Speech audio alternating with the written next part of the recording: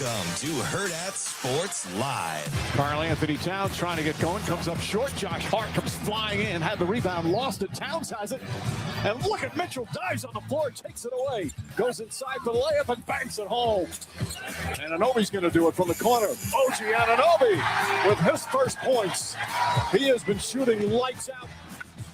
There's a fly ball. Deep left center, headed towards the bleachers, and in the basket and gone. Bryce Terang, a two-run shot. The Brewers will take that shot in the arm. On the 0-1 from King. Lifts it to left field. Back goes Sheets. Onto the track at the wall, off the very top of the wall. It's a home run.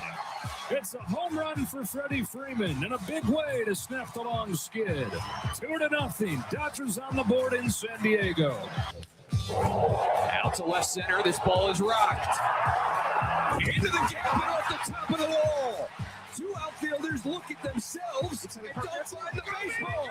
Here comes James Wood, rounding third and heading home. Woo! Inside the park, grand slam for James Wood. Going on first move, a drop and a run scores. Putting pressure on Hall on the mound, and I was tied the game.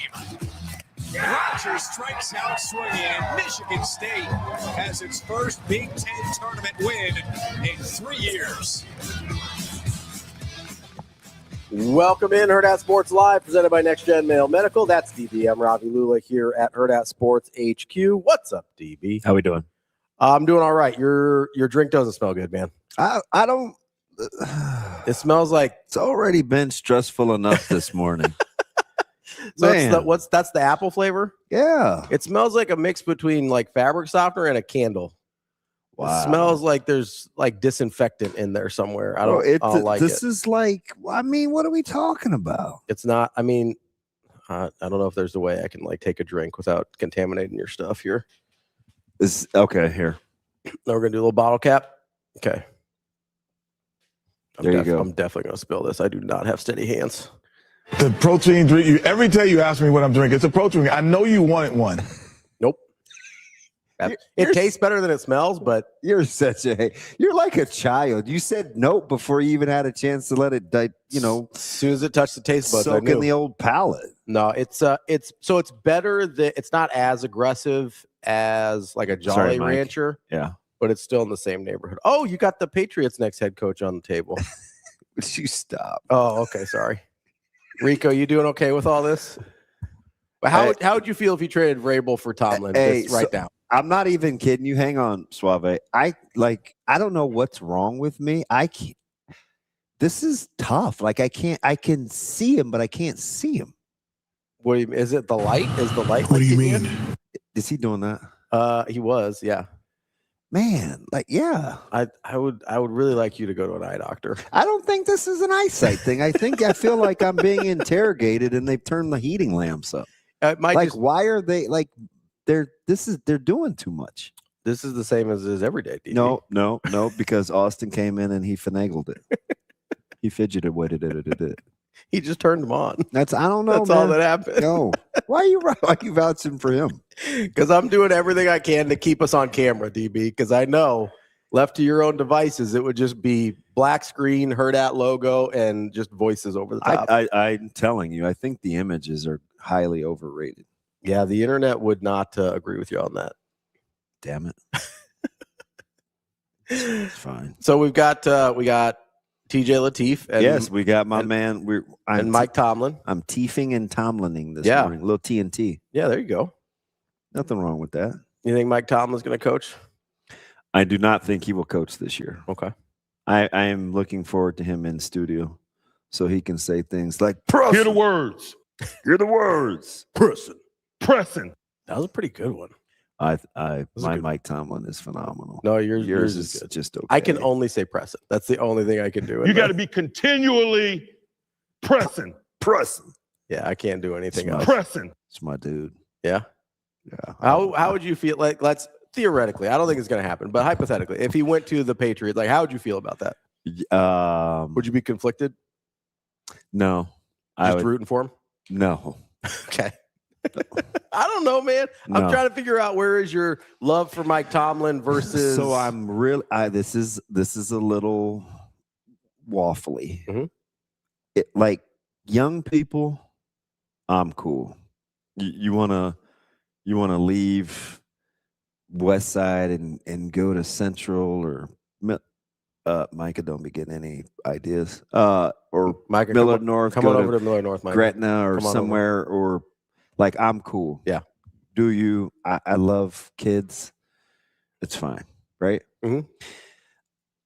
Adults of pro teams, I should probably have a little more grace because they are adults, but I would not rock with Tomlin. So because it's the principle of the matter. There's the infamous Jesse James catch, no catch. There's the drop pick. Mhm. I hate the Patriots solely because they have been one of the banes of the Steelers' postseason existence. Yeah, so for most of the 21st century. I just can't. Anybody? No Ravens, Mhm. no Clowns. I don't even mind if you were a bungle. Yeah, but certainly not the Patriots. There's no way. So how could he don the gear? Well, that's what the money's for. I don't know. We had a couple parents in our parents' meeting last night that had been from other schools, and I'm like, you know what? I think I like you guys even more for just the resolve. Yeah. Yeah. See, when I've got a situation like Tomlin, it depends on me, like how they left. Like if he chose to, like if I'm a Steelers fan and he's like, hey, the Steelers want me back, but I'm going to the Patriots instead. Yeah. Then I feel some kind of way. But he was let go. Like, let's call it what it is. No, he stepped down. Okay. If Mike Tomlin wanted to coach the Steelers in 2026, you think the Steelers are saying no? I think they were trying to move on from him. Yes. I think you're on correct. You don't move on from Tomlin for McCarthy. I mean, I wouldn't hire McCarthy no matter what happened to Tomlin. I can't. I was doing just fine. How mad are you going to be when I say this? The morning's a little Tomlin's career 500, not career, but he's like always around 500 with the Steelers. He won the Super Bowl, and then it's just been like, all right, doing just enough to be middle of the pack. Yeah, that's fine. That's like the lowest of the dirty hanging fruit that touches the ground, Rico. But some of these rosters that he's had, they've maximized. I'm not a big overachieve guy, but they've maximized. Like they haven't been good. I mean, look at the quarterback play post Ben. Like, what are we talking about? And Ben ran into Tom, like 98% of the rest of the AFC. We're just talking. Like, get out of here with that, Suave. And it's easy. I love Mike Tomlin, but like he said it all nice. I love Mike Tomlin. I wanted him as a Patriots head coach for a long time. Now I'm okay with Vrabel, but like Mike Tomlin has the one Super Bowl and then just a whole lot of nothing. Here we go. So are you trying to make the argument that he basically is Mike McCarthy? They're similar. Is that they're similar? A little bit, yeah. So is Sean Payton, and you guys. Not you guys. Don't put me in the Sean Payton camp. You know I've never looked at Mike McCarthy and Mike Tomlin and said those guys are the same. I mean, they kind of are. I think McCarthy and Tomlin are both better than we think. And Tomlin is a 61 win percentage? Yeah, there's a difference of like 63 to 61. So Tomlin's at 63%. Yeah. McCarthy's at 61 career. So like I think like I haven't looked at this before, Rico. And I came in wanting to be nice to you. Yeah, he was talking about giving you some burnt ends and stuff. I don't think that's gonna happen. How about that? Yeah, I don't think that's gonna happen. I said, hey, Rico here? Yeah, you're like, when does Rico come back? I go, when does Rico? Like, no, don't tell him what I didn't say any of that. I was like, man, I hope that damn Rico never shows up again. And to boot, I was like, even if when the Cavs were gonna win, I was not gonna be nice to him. No, I wasn't gonna outwardly give you your props because you were emphatic about. Yeah, I really thought they were gonna not just the 7 points. You're like, the Cavs are winning game one. Yeah, and for however many minutes, I'm like, this guy dang Ravi. Yeah. I feel like I read the game properly, like how I thought it would, but like obviously it's the Jalen Brunson thing. So even if they would have won, I was like, oh man, you know, I don't want to. That's Rico's team. We don't have.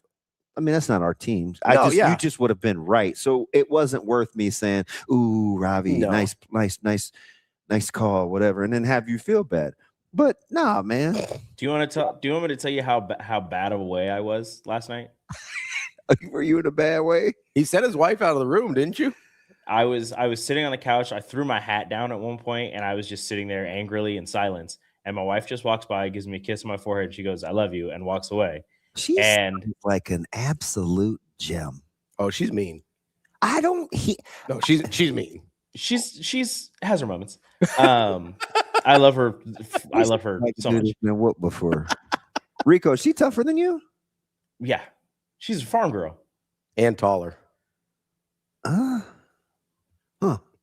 That's funny because I've heard the way they talk on the phone. She's mean. Dudes are weird like that. A little bit. I like it.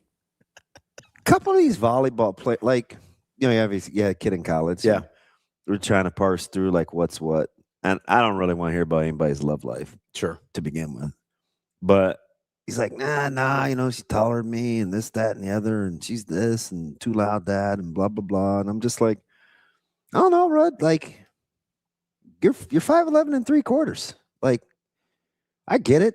85% of the world is gonna be shorter than you, but like, what if you accidentally fall in love with somebody that's taller than you? And what if they wear heels and she's taller than you? I'm just gonna be cool with that? Go get some of them D1 babies. You know what I'm saying? Get some of that height in your gene pool. Listen, it ain't no problem. I just filled up the gas tank yesterday. I hope they never have kids. I'm just saying. But no, she left the room, and then the Knicks started going. Jalen Brunson specifically started going off, and there was like 2 minutes left, and the game was tied. And I literally walked in the room, and I just looked at her, and I said, "You can't come back." Oh, and she's like, "Okay." I wonder what's my most epic meltdown. Yeah, he booted her out the room. He's just like, "You got to go." She said, "Okay." She understood. What sporting spectacle was the biggest meltdown? I don't know. I'm sure I'm not a joy, but you know what I mean? It's like, yeah, I'm not outwardly saying. I say you like get quiet. Yeah, I'm not. Yeah, I'm not saying anything. I'm just probably just sitting there. Yeah, I feel like in those situations when you're unhappy about something like that, you just get quiet. Yeah, and you just don't talk to anybody. I mean, Steelers on Sunday night a couple years ago was not great, but they were 2 games above 500. It was the Ravens. It was wide right, and then I'm like, oh, they ended up winning. So I was like, that would have been a meltdown. Yeah. Dodgers haven't lost anything meaningful in some time. Yeah. What's the worst? I mean, the 18 Red Sox, is that the most? Yeah, recent, I just felt like one? the Red Sox were. They were better. I mean, the Red Sox were good that year. So, and I felt like the Astros were better. Yeah. So it's hard to get to it. Probably the biggest. So you were like melting down. So Ben gets like that. Oh yeah, I know mine right off the rip. What's that? As soon as we started talking about this, 2019 Nebraska, Colorado. My dad and I were so upset we flipped the pool table in our basement. Now I'm gonna say Texas Tech when they hung 70 on Nebraska. Oh, okay. So it's the Texas Tech KU because I remember that was 7. Yeah, that's the last Callahan year. Yep, I was back at the old place. Yeah, on Curtis, and we'd had coaches over for UFC. Coach Samanji. I had like a 280-pound television. That's how long ago this was. It was like one of the big I had to call 1-800-JUNK to come move it. You know, it had like the curved front. It was like, ooh, this is a cool TV. And like 3 years later, it was like, oh god, this thing's a bird. And it was like 50 inches. You're like, this is the biggest TV anyone will ever have. Yeah. And I laid on my back, but I wasn't. And I'm pretty sure it was. What's the shortest verse in the Bible? Jesus wept. DB wept. Like I was like, oh my God, we are absolutely dog manure. We just went to Lubbock and got boat raced. Paddle to Bunda. Yeah. So, but I wasn't mad. It was more like despair. Even so, the next closest is Nova, Carolina. But that night I was distracted because that was the night my dad got out of the house. He was sick. Yeah. And had left the house. We couldn't find him. Yeah, he was missing for a little while. So yeah. So I was distracted. Yeah, I remember that. But that was not. That's about it though. Yeah. My worst one was last year. The first game against Indiana. Pacers. Yeah, that was pretty bad. That really are the Knicks the team you care about the most though? Probably. I think I've realized that over the last few years. I think the Knicks are the team that I care about the most. Yeah. Like that's the team that I want to win the most, and I'm probably the most upset when they lose. Do you separate college from pro? Yeah, I don't really care about college basketball. But and like college football, Nebraska, it's easier to kind of separate that because of working in the media. Like I still get a little mad on the fan side, but I'm just like, whatever, like it happens, blah, blah, blah. But I would, even as a former player, I would probably agree with my job has helped. Sure. Because I've progressively gotten a little more objective with the results. Have to focus on, you're going to have to talk about it, right? So you like have to find a way. And I like solutions, so I'm not just going to bitch. Yeah. You know what I mean? So I'm trying to think. I still fan more, a little more than you tend to on Nebraska stuff. And that, I think that comes over the air sometimes, especially when like Austin and I do post games like that. That's usually when you'll find me at my worst if I'm like going to be emotional, and then I get over it and I move on by the next day. Probably my biggest meltdowns, 16 NBA finals when the Warriors lost the 3-1 lead. That one. Are we talking adult? It could be whenever. I told you about hiding in the Lazy Susan. Oh, yeah. And my parents. Yeah. That was Busta Rhymes scored with like less than a minute to go. Yeah. I hated Jeff Quinn. Wasn't even his fault. I'm sure I would love Jeff Quinn now, but that was a colossal meltdown. Yeah. Yeah. 16 Warriors NBA Finals was really bad. Roger Craig fumble against the Giants hurt me. Even though I liked San Francisco. Mm-hmm. I've never loved Roger Craig. I love Roger Craig. 03 Yankees Red Sox was pretty rough. I was at my friend's house. I walked home. Oh, I know the most recent. What's that? Beltran. Oh, Cardinals, Dodgers. That was tough. And went to extra. Yeah, that was. And then I would like defend Beltran. Mm-hmm. Infamously, the Reggie Jackson comparison, and people were like, we don't know ball. And I was like, try me. No, Beltran's better than people think he is. Beltran was really Beltran was incredible for a really long time. Yeah. He also had, it might have been the 04. Was that the year that he was with the Astros, or the first time in 04 when he got traded? Yeah. When he just had the most unreal postseason. Yeah. And then he got bounced by the Cardinals, but like he was just stupid good. The whole thing about why I started the comparison, and it's not just because I'm anti-Reggie, but was because Beltran was clutch. Yeah. He had a lot of postseasons. Dude had some shenanigans. Yeah. He had some years where it's just like, what is happening right now? He turned into like prime Barry Bonds almost. You couldn't pitch to him. But I've come around. Where was the baseball game played where they interviewed Reggie Jackson last year? Was it the field? No, it was Negro League, the stadium. Yeah. And he dropped the N-word on live TV, and everybody was like, wait, I'm sorry, what? Yeah. So after I heard that interview, I was like, it was hard not to like understand him a little better after that. I mean, dude's just angry. Yeah. And he seems like he's been angry for a long time. Yeah. So because that's in the 70s. I mean, that's 50 years ago at this point. And I usually don't come around on people this late. Yeah. That might be like the most honest he's been, though. Yeah, I mean, I'm not going to pretend to consume a ton of Reggie Jackson content, but I'd never heard him talk like that. So full disclosure, because I'm weird, right? Mm-hmm. I always envision myself. Hopefully TK isn't logged in, but I always envision myself like when I want to know if somebody did something and they're in a room. I don't want to be able to hear. Sometimes I want to just be able to see. Okay. Right, like through a looking glass, and I can't see.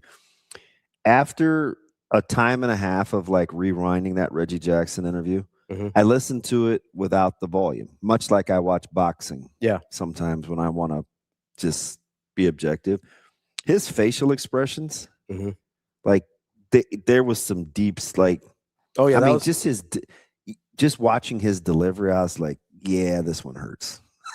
This one hurts. So I was like, oh, okay, Reg, we're cool now. That was one of those, like, that came from the depths. Like he was bringing some stuff up that he probably had not talked about in a very long time. Yeah, like I always like I just, you know, when people are in like interrogating rooms or something, I was like, hey, don't listen to what they're saying. Just watch their mannerisms, right? I just want to look through the glass. But I was back in the old profiler days. Totally unrelated, but kind of not. Are you big like O's the Mentalist guy? No. Okay.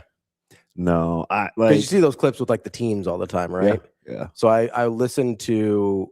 I'm always like fascinated how that stuff works, like how he's able to do that and whatever. So I listened to this Pablo Torre thing. He did like a deep dive with this guy from. Are we in or out on Pablo? I don't listen to him a ton, but I'm generally in on what he does. Okay. Like I don't have a problem, and I think he does really good work. But I'm not gonna sit there and listen to all of his podcasts unless the subject matter really interests me. You're not honking for Pablo? No, but I'm not against him either. Like it's content based for me, you know. And I was interested in this one, so I listened to it, and you know, he kind of gives off this thing. It's like, hey, I'm doing all these. He basically, you remember the show Lie to Me? Yeah. He basically is pretending like he's doing the same thing that guy's doing, where he's like, well, I saw the nostril do this, and his eyebrow did this, and his mouth curved 10 degrees, and that means this. Like he's pretending to pick up on all these things, and that's how he's guessing. When really he does all these pre-production stuff with, like, he meets with all of his like subjects like an hour before the actual thing you see on camera, and like plants all these things. And like it's still an impressive show, but it really kind of like shattered the glass for me on it, where I was like, because they kept showing these clips. And it's like, okay, you see what he's referencing here? He's not saying what you think he's saying. He's actually referencing back to the pre-production meeting. And it was just it's kind of unbelievable. Like once you like take the shroud off and you're like, oh, like this is all super obvious. Just to drop shroud. Once of Turin. Shane, who's the comic book character? Is it the Shroud? He has the like. Oh, it could be. I'm not sure. Oh God. There's the Scrooge. The who? The Scrooge. Scrooge. Scourge. Yeah, the Scourge. That's Ebenezer. Oh my God. No, it's not Ebenezer. Well, Ebenezer did not fight definitely Captain said America. Scrooge. Yeah, I did say Scrooge. Yeah. It's okay. Like, hey, my game, by the way. What's that? Your Meltdown game? 1990 AFC Championship game. 1990. Don't give it to me. I know it was the Raiders. I'm trying to think what happened. 1990 And AFC there's something happened a week before which led up to it. Somebody got hurt. Yep. So is that Bills? Is that Bills Raiders? Well, the Bills had to be able to win it. Right. 90. Damn it. That is not my wheelhouse at all. Give it to me, Shane. 51-3, Buffalo won week before Bo Jackson got hurt. Yep. I am stunned that Bo Jackson was injured. Yeah. I'm absolutely absolutely floored. That was horrific, though. Yeah. Yeah, that was horrific. Was that the injury? Yeah. The one that like ended it? Yeah, because they played, was it Cincinnati? Cincinnati, yeah. Dude, your boy, like, see, it'll come to me. Hey, DB. Yes. Maximilian Coleridge, the Shroud, is a comic book character in Marvel Comics. Thank you. Okay, we're back. I might bring you some food again. Yes. I know it. I'm still wondering why you said Scrooge, Shane, because that's throwing me a little bit. But I was just reading Captain America not versus Scourge either. Leave him alone. Only I can do this. Scourge. As the third producer of this show, can you go back to Pablo Torre because just staying consistent with our topics today? Sure. What do we got? Oh, I was mostly done. I was just talking about the micro expressions and like reading people and stuff and how it's mostly. I absolutely hate this show. This show is the worst. Why can't you just be a nice person? Because I was really interested in it, and then you brought up Marvel characters, and then all of a sudden everyone's done talking about something Austin's interested in, which is totally fine. Austin, what would you like to know? I listened to a whole hour podcast. What would you like to know? He diplomatically inserted himself, then many melted down. Austin, what would you like to know about O's the Mentalist and how it's a scam? You know what? I don't really give a shit anymore. Talk about anything you want.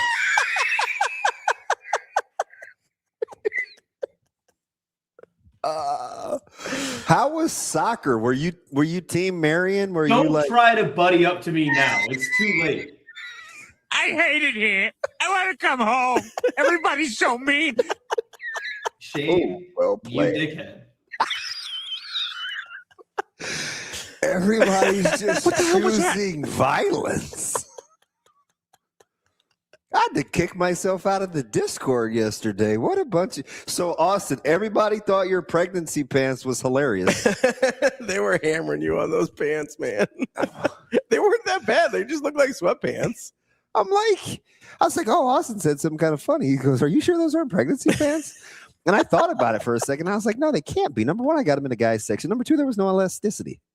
I mean, they were still an elastic band, but usually pregnancy pants are like, they've got like a panel. Yeah, like the little pooch thing. Yeah. I was like, for the belly. No, I thought they were. I would have guessed they were lounge pants. Usually with the sweatpants without a string are like lounge or sleepwear pants, which is an easy mistake to make. That's not bad. Oh, they were for public wearing. I mean, depends on. I found what they were. They were tech gear. Like Travis Hunter will wear pajama pants out in public. You could. I should have known when Rico started. Then you low key chimed in, and it's fine that we giddy up today.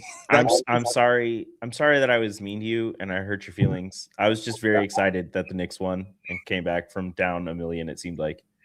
Austin, what do you want to know about Pablo Torre? I got you. Austin's cussed 3 times in 4 minutes. You think he was ready to talk? I already said that I'm done with this topic. I've moved on. No, I got you. What do you want to know? We can talk about whatever you want. There's literally nothing else. Soccer. Can I talk about soccer for a second? Sure. Yes, Queen.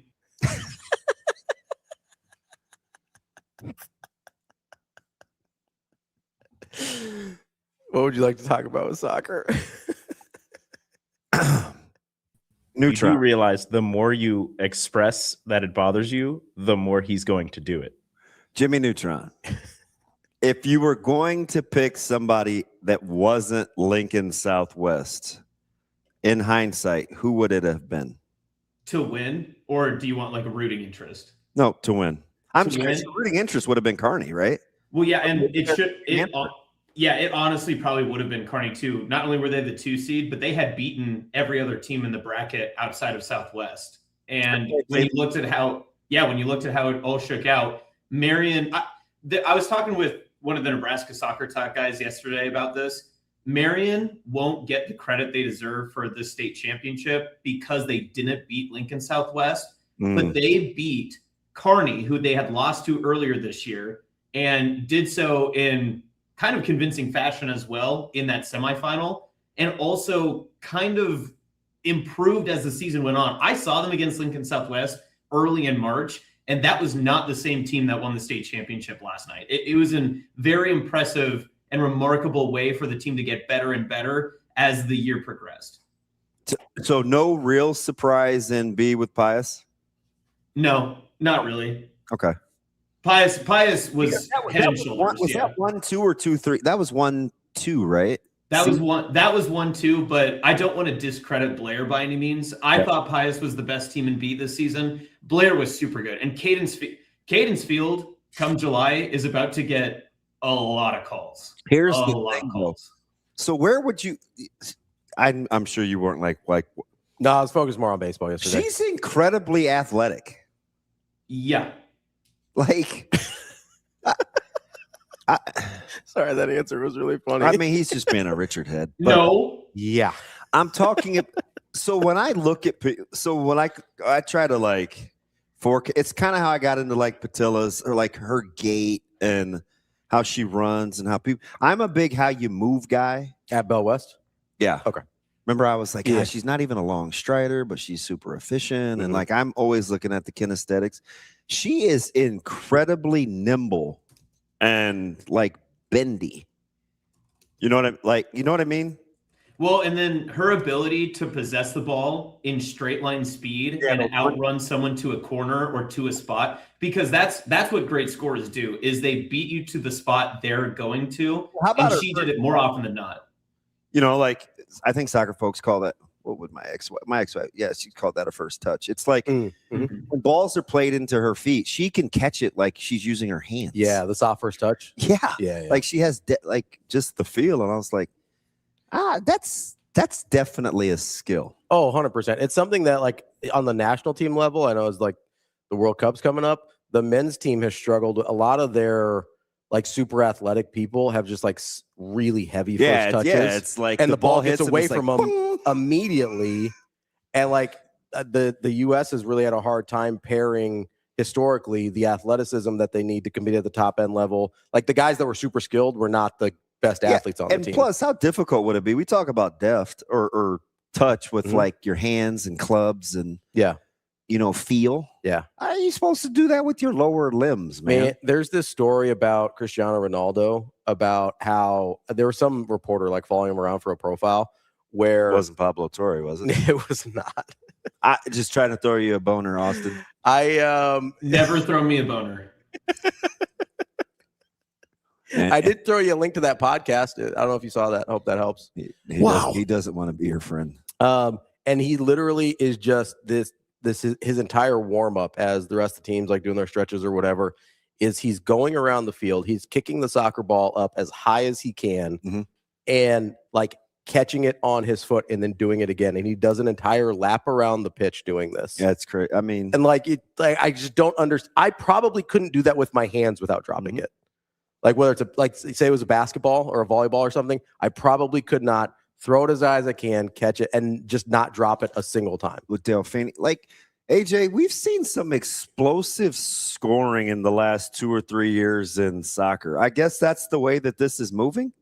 I have been trying to get to the bottom of this a little bit, and I've been asking like some assistant coaches and stuff because my guess is that it's because of the booming ability of the travel teams in the summer to get better competition outside of the state that I think the players inside of the state are developing at a faster rate for soccer, like Defini, like Ansley Trainer, like Cadence Field, because they're all going to these super elite summer camps and summer teams and playing through the fall, that it's developing their skills in a way, especially in soccer, that you kind of need. And we see this at the international level too. It's not as transparent as like other sports. Basketball is probably a great example of it too. But internationally, the kids who are playing soccer the longest are the best at soccer, right? It's not like you can be really a 3-sport athlete and you're great at all of them. There are those exceptions, of course, but soccer seems specific that the longer you play it, the more you fine tune, the more you're refined in it, the better you're going to be above the rest of your competition.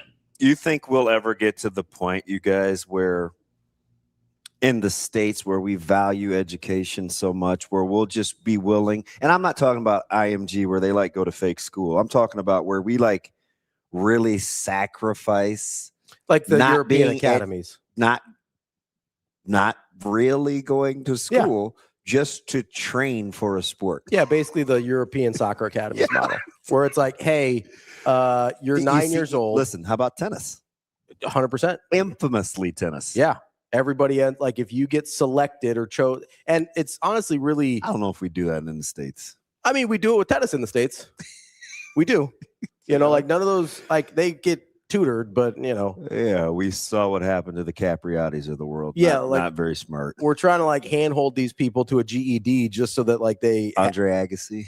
So, yeah, Agassi was a really I've studied that awful situation, backwards and forwards. I love it's a miracle that dude came out the other end of it. Listen, he's one of my favorite athletes of any sport of all time. The chances of him being dead versus ending up coming back and winning majors, like I would have bet on him dying. Yeah. Like he was addicted to meth. You fell below 200s in the rankings. Yeah. He came back on like challenger circuits and ended up like that dude played and won. I think he won a major in like 05. Yeah. He's my favorite. Like as far as athletes who have come back from stuff, the only one that even is similar, and he didn't have the success on the front end, and he certainly didn't have the success on the back end, but in terms of having that long of a gap between prodigy and actually kind of fulfilling it at a high level, the only guy I can think of is like Josh Hamilton. Yeah, when we saw and he fell out again. The parallels, yeah. Right. Again, another guy I used to cheer for. Josh Hamilton would tell stories how when he left the house, he could only have a certain amount of cash. Yeah. You know, because he couldn't use debit cards. He couldn't use he just didn't have control. The control. That's what there's this, you know who John Mulaney is? No, but I do know Dave Ramsey. And when we got out of debt, we used cash envelopes for the week. And I can imagine the discipline that takes because that's brutal. Yeah, it's that's rough. There's a comedian named John Mulaney that like he was addicted to coke, and like his system when he went to rehab was he could only have this much cash and all this. So he like started like laundering money from himself because he had to give a real reason to go. Like if he wanted extra cash, he'd be like, "Oh, I'm gonna go buy this watch." So he'd like go buy a Rolex and then go sell it on like the gray market back so he could have the cash that he wanted to go buy drugs. Like the lengths people will do when they're like actually addicted is kind of crazy. So I've known guys like that. It's ridiculously smart, and it didn't have anything to do with drugs. But Eric Warfield was famously a spender of money, and I remember he and his agent when he talked. He first came, he was looking to invest, whether it was like laundromats or whatever. He's just looking for something to do from condos, like his business acumen. Like he put himself on a cash budget. Like just for the week, right? Because I mean, this is a guy. He'd invite me downtown. He and Amon lived in the same condo downtown, and I was like, I mean, this isn't going to be infinite now. You got to slow this down, right? Chill a little bit. Yeah. You pull that bottom freezer drawer open, and you're like, oh my gosh, what's that taste? Yeah, okay, that doesn't need ice. Yeah, well, that's $160. Yeah, that's like, yeah, you know. So it's like. I mean, I get it. No, it can get away from you in a hurry. Like it can be a Shane. You don't like. You're not a cash. We had a partner that famously never carried cash. You do not like to carry cash. No, I almost never do. Suave, you a cash or plastic guy? If I carry cash, it gets spent. I try not to carry it. That's unbelievable. So I'm like that. I'm the opposite with cash. The money that I have is the number in my bank account, right? So once I've withdrawn cash, that money's already spent in my mind. So like if I've got cash on me, I will spend it on whatever, because that's like when we go play poker or whatever, and I've pulled cash out for something else, I get real loosey-goosey with my buybacks because it's like I already accounted. Yeah, and you know what I think? What's that? And I'm not going to tell you this during the game. Yeah. I think it affects your aggressiveness. It does. Because I'm just like, man, I got like 3 more 20s. And that's how you play. If I carry cash, I never spend it. Remember that $1 I found down at the bar? Yeah. It's still in my wallet. Hey, dead serious. I don't know if you told him about that. I was super excited. Oh, it was cash. Hey, listen, this little dude was like, I said, Shane, what happened? He said, hey, man, I just found $1. I was like, I got $1. I got $1. I got $1. Hey. Oh, I was excited. Yeah, it's my money is the number in my, like, I've got multiple, but like in the spending account, like that's the number, that's the amount of money I have. So once I've withdrawn that money, it is already spent. AJ, what about you? I'm anti-cash. I'm like Ravi, where every time I have cash, it's just free money for me. It's like I will spend cash like it is nobody's business. Yeah, cash ironically feels way more fake to me than like whatever number is in my bank account. Yeah. Like it's monopoly money. Once, like these guys know when we go out to the College World Series this year, like after I pulled a certain amount of cash out, like it's just like, what do you guys want? You want some? You want some Zestos? Where are we going? Interesting. That's the closest I've ever been to Ravi. Ravi with cash at the baseball village is That's like you got to be next to him. guys. You're getting a shirt, you're getting a hat, you get whatever you want. A defensive shirt from one of these shops, it's yours. So I know Ravi's not a dad, but we are his kids in the OBV. Like we literally will walk by an ice cream stand and he's just like, "You kids want ice cream?" And it's anything we want. You guys don't understand behind the scenes because I talk to him all the time, right? And it's like, hey, I was such and such with Rico, or I was such and such with the guys, or I was such and such with Austin and Rico. And I'm like, they need their hand held? Like, you guys just like, it's weird. Thank you, Papa. You're not even that far removed. Especially Rico. Rico's only like 5 years younger than I am. Well, to be fair, we don't get enough attention at home, so that's why. You don't get what? We don't get enough attention at home, so that's why we have to do that. No, you know what it is? You know where it started? I've known Rico for a long time at this point. And we've been pretty cool. Yeah, I sent you a cursed image the other day. And we did plot and scheme to get him here. Yeah, like we did some doing to get him over here, and I was fairly involved in that. Even then, I was like, I don't know why I like him. I don't really know him. Yeah, he's got one of those personalities. You just kind of like draw. I just thought he was funny, and people were vouching for him, so I was like, all right, I'm in. And then Austin like works his tail, and Rico does too, but he like works his tail off. I hate the fact Austin is smart. It pisses me off to no end. And like we have a good time in the so a part of it too is like I know they have a lot of other stuff to do. So where it kind of started was I try and take them to lunch every once in a while to like thank them because they go above and beyond what I think their job descriptions are a lot. I and so I'm like, hey, like I can't give you a raise. I can't, whatever, but this is what I can do is I can, take you to lunch every once in a while to kind of as like a thank you. I don't know how cash doesn't make you understand more what you're spending. Not at all. So you're not like hesitant to break a 20 or a 50? No. If I have cash, I'm like, get this out of my pocket. That is an interesting. The thing that makes me hesitant is the number in my bank account going below a certain point. Mm-hmm. Like if I know that's Caleb. Like I have a certain amount that I want like a buffer of, and I don't let it go past that point.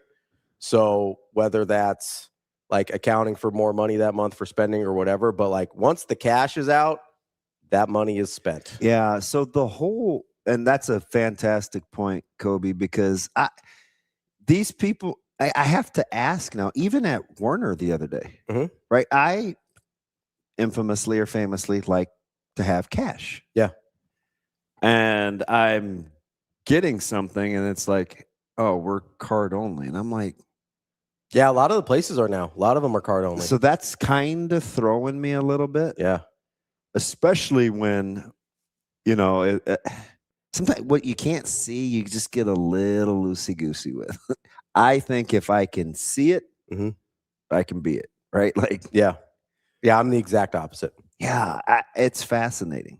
I'm like, I will. And so you don't count because you're just cheap, right? Like, yeah, I'm pretty cheap. Well, there's no question. By the way, are your meals done?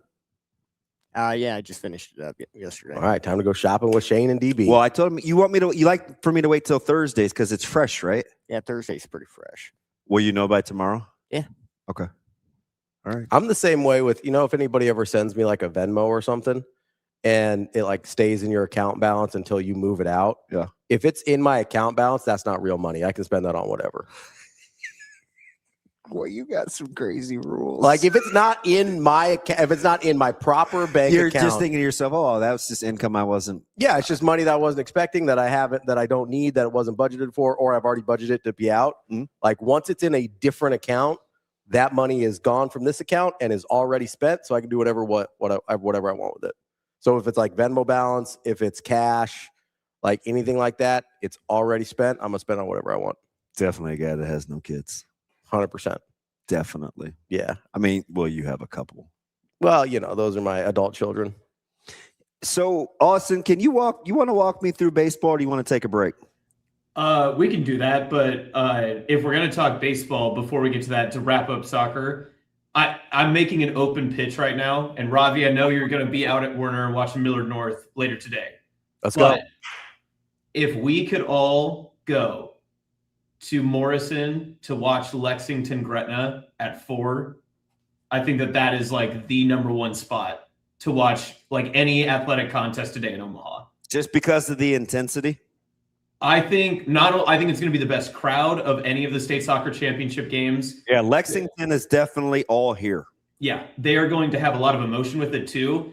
And I don't know if you will see a team that is outwardly like as talented as Gretna has been this season facing against a team that literally is fighting for so much. Like I don't know if we've seen like a school that has so much like riding on this game for their entire like county. I mean, it's an insane story. So that's kind of how I felt about Skylar, but they ran into a buzzsaw. Yes. I love talking to somebody that actually is as passionate about high school sports as I am. So Action Jackson, no disrespect to Sauter, my man is, but it's different range of soccer. Yeah. AJ, if you're capping this match and we're talking about outsides and in the mids, who's more explosive? Oh, Gretna by far. Gretna, I mean, they have probably two of the more elite scorers in Class B. And for sure. Yes, yeah. But Lexington has one battle tested themselves. I think that there's also the other part of this conversation where Lexington had to schedule themselves into very tough matchups to be ready for something like this. They drove to Omaha to play Papio South. They scheduled Central Nebraska Class A teams regularly to make sure that they were playing up to a different level. So they're going to be used to the speed that's coming with them. What comes with that too is there's a lot of depth for Lexington. And I don't know if Gretna is as prepared for what Lexington can kind of rotate and bring in. Gretna is very top heavy and talented. I know that they have like good depth, but Lexington, they can play almost every single kid on that bench because this is what they do. This is how they develop. Yeah. This is their thing that, I mean, like little known secret, Lexington actually has like soccer facilities in the town. It's super unique for a community like that to have that ability to basically develop your entire town to play boys soccer. And that's what Lexington does. And I mean, if you get into a long stretch of the game and if it goes into added time, you got weary legs, you might have to ride with Lexington, especially if it comes down to those final minutes. I mean, losing the plant, the community rallying, or are they going to shut down? Like, it's a heck of a story. Did I read that right? 30% of the town was employed by Tyson? Yes. That's crazy. Yes. Like that's, I mean, and I know we saw AJ, this isn't hyperbole just because I know so many people like out there. They were worried about how to keep the town thriving. Yeah. Well, and it's 30% workers gets unemployed all at the same time. Like that's a, I mean, TK knows we saw this in Wichita with a much bigger city. Yeah, that's an existential crisis at that point. Right? Yeah. I mean, Austin, who was the girls wrestler from Lexington? Because this was kind of the first that you heard of that. That I was sort of made aware of how big that situation was with her emotion. Not Orleans? Wait, you remember her name, Austin? Yeah, hold on. Ashley Nahara was her name. Yeah. And she ended up winning the title in her division, right? Yes, she was the heavyweight winner, yes. Yeah. And she like that her emotion when made me cry. Yeah, like it was really what? It was I was doing the interview and I couldn't keep it together. You see, I'm not a machine. No, it was it's hard not to root for Lexington. Right, like nothing against Gretna, but like, wait, we don't need Austin's picture up there. We know who he is. Like, we can't gloss. But the people might not know until he's out bed hopping. Let them do that. I'm more of a sausage guy, though. You know what I mean? Jeez. The people need to know where the voice in the sky is coming from. That's why I need Sasha here. She has the cool voice. Her car blew up, so I know that's what she said. And bless her heart, she's gonna drive that thing until the literal wheels fell off. I know. I was talking. This was probably like a year ago, and she was like, "Yeah, I might need." I was like, "You should probably work on that." Listen, so I'm to the point now where I just associate that vehicle with her. It's true. Every time I see it, I'm like, "Oh, Sasha's here." And you know what? It fits her. It's her personality. Yeah. Like, F it. This is what I do. We're gonna grind this thing out. Yeah. It's fine. Like when we're in meetings, stop being a baby. Just do it. Okay, grow up. Tough it out. Weird. Yeah, I think there's a certain amount of grittiness that her vehicle requires. Yeah, I'm cool with that. Plus, I want a pickup truck at some point. You love your pickup trucks. You had one for a little bit, didn't you? No. I thought you like had a deal where you had one for a little bit. I did. And I had two. And the S71, the silver, that one was too big. Mm-hmm. So I had a smaller one, and I was like, I could probably get used to this. Was that like the Colorado? Yeah, but the kids they were smaller, so to put them in the cab, it was you needed like, room. I'm like, I don't know. Is this? You go back and get one now. I have a couple more years left on my sweet vehicle. But you still got, I mean, Zoe's big enough. You can just put her. She can be front seat now, can't she? Or no? Yeah. So I missed her game last night because we had parent meetings at the high school, and she's sick. She threw up in the car. Really? Yeah, Caleb's. So he's like, hey, player of the game or whatever is not feeling good. She has a headache. So I looked at the text during the team meeting, and she's like laying in the back seat of the car. And I was like, make sure her neck isn't hurt. Like, why is she laying like that? And then, 5 minutes later, she threw up in the car. Yeah, that's tough, man. She's at the house chilling. Don't like to hear that. Yeah, we don't have to worry about her walking in. I guess we'll talk baseball at some other point.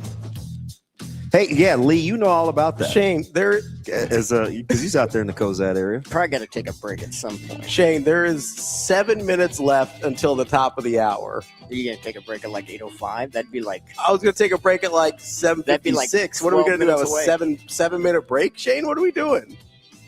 Like you. I sent that pitch count box score from the St. Paul game to the group chat. Yeah, we don't have a guess at 8, right? We can.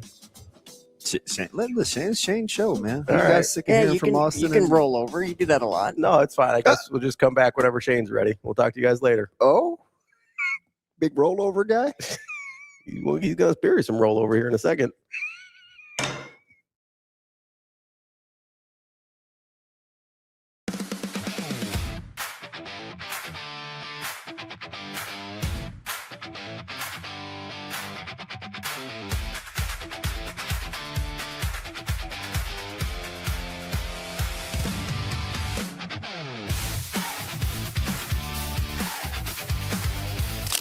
It's time for Stars, Stripes, and Savings at Edwards Hyundai. Lease the 2026 Hyundai Palisade SE all-wheel drive starting at $339 a month. Big savings to start May right. 2 great Hyundais, 1 big May event. Let's go. We've also got the 2026 Hyundai Elantra SE. Sign and drive for $0 down starting at $249 a month. Don't wait. Get in on Stars, Stripes, and Savings this May at Edwards Hyundai.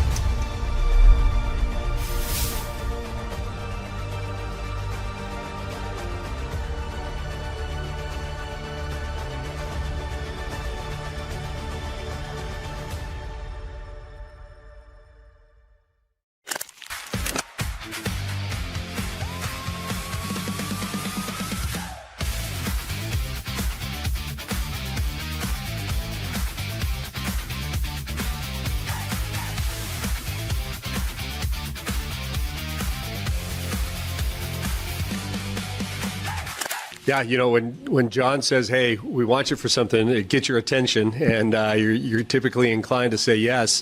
And back then, I was inclined to say yes. I'd had some family commitments that we'd had on the calendar for a couple of years earlier. I have 2 daughters. One's a sophomore. Well, she was a sophomore in college. She spent her last half of her sophomore year in Spain doing study abroad. And my youngest is just graduated from high school. She graduated early.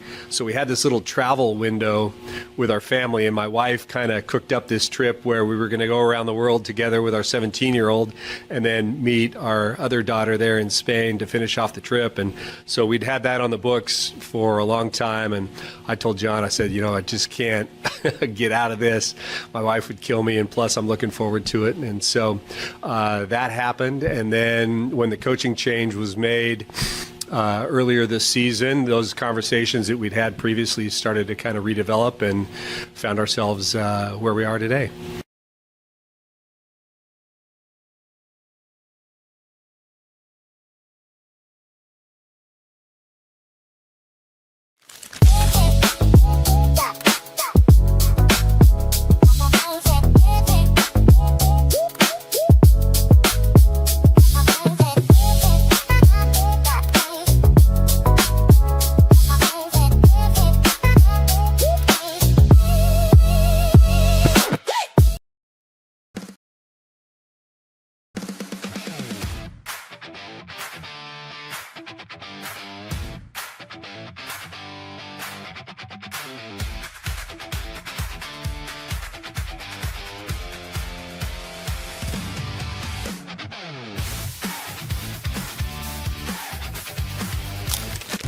It's time for Stars, Stripes, and Savings at Edwards Kia.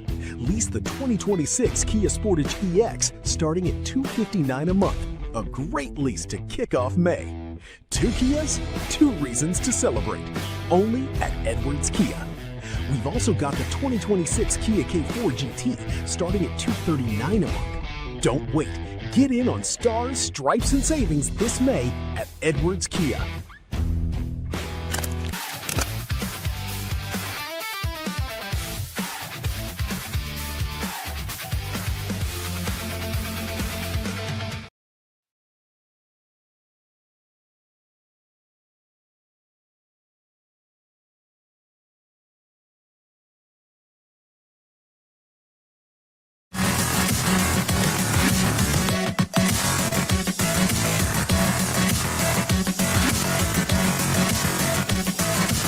Welcome to Hurrdat Sports Live. Welcome back, Hurrdat Sports Live, presented by Next Gen Male Medical. Thank you to our overlord, Shane Schillerberg, for allowing us to come back. He's giving me a little more. Who's the dude that ended up not getting along with Darth Vader? Most people, I think. No. Obi-Wan? Oh, probably all the people he killed. Darth, is it Sidious? Darth Sidious? Sidious? Yeah. No, Darth Sidious was the one that was like the older one that taught. They didn't get along. Right. Yeah, at the end, like a Return of the Jedi, like he kills him. Rico, he threw Darth Sidious down a shaft. Yeah, he threw him down a well. And it was like, yeah. Do what must be done. They got along perfectly fine until then. Shane, I'm going to ask something of you, and I'm fair warning. When you say however much time and then we're back on camera like immediately, that's going to aggravate me. So we have to do whatever it is, whether you need to flag me down. I need to start yelling. Need a microphone. Need to strain my voice. Yeah. Oh, God. We're 12 feet away. You're not going to strain your little vocals. But hey, I mean, Ravi could just as well be picking his nose. You know what I mean? And then all of a sudden we're back. I don't care. Yeah, that's one of the good things about my finger injury. I don't have very good range of motion, so I may have a dirty nose, but at least I can't pick it. But anyway, I'm going to need you to give a little more warning. Okay? So I could be who knows what I could be doing? And all of a sudden we're back on camera. I ain't got no idea. I don't even recognize what we're doing. It's fine, Shane. You're still my boy. We're going to set the lineup. Okay? You ready? Are we? I thought you forgot who was on the show. I looked it up. I remember now. We've got Andy KENDEIGH at 8:30. We've got Steve MARIK at 9 o'clock from Inside Nebraska. Do a little deep dive on the red zone offense we were talking about earlier this week. And we've got Mitch Sherman from The Athletic joining us at 9:30. Mitch, yeah, we had to push Mitch back, right? Mitch is busy. right, good talk. I'm eating. You literally asked him a question as he ate a snack. He's got his cheeks full like a goddamn squirrel, and he goes, Which cheeks? Well, I got a drop for all of you. what's Why that? don't you go outside and play a game of hide and go yourself?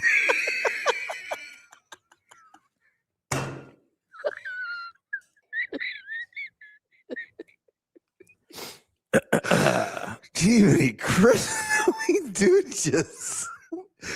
Oh man, you just sitting on stuff like that, Shane?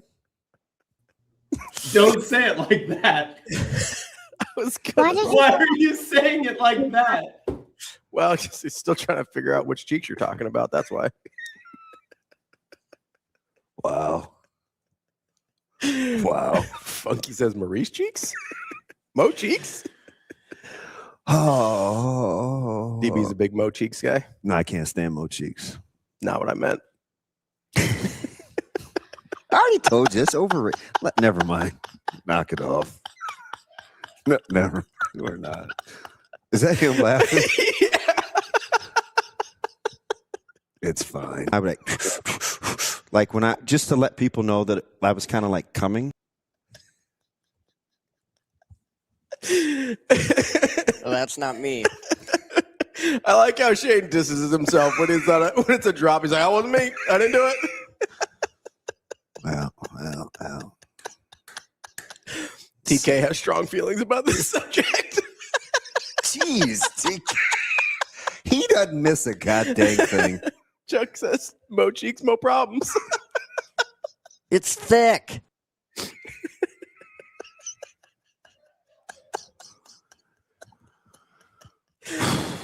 All right. It's just Ravi's delivery. So not No. what I was talking about.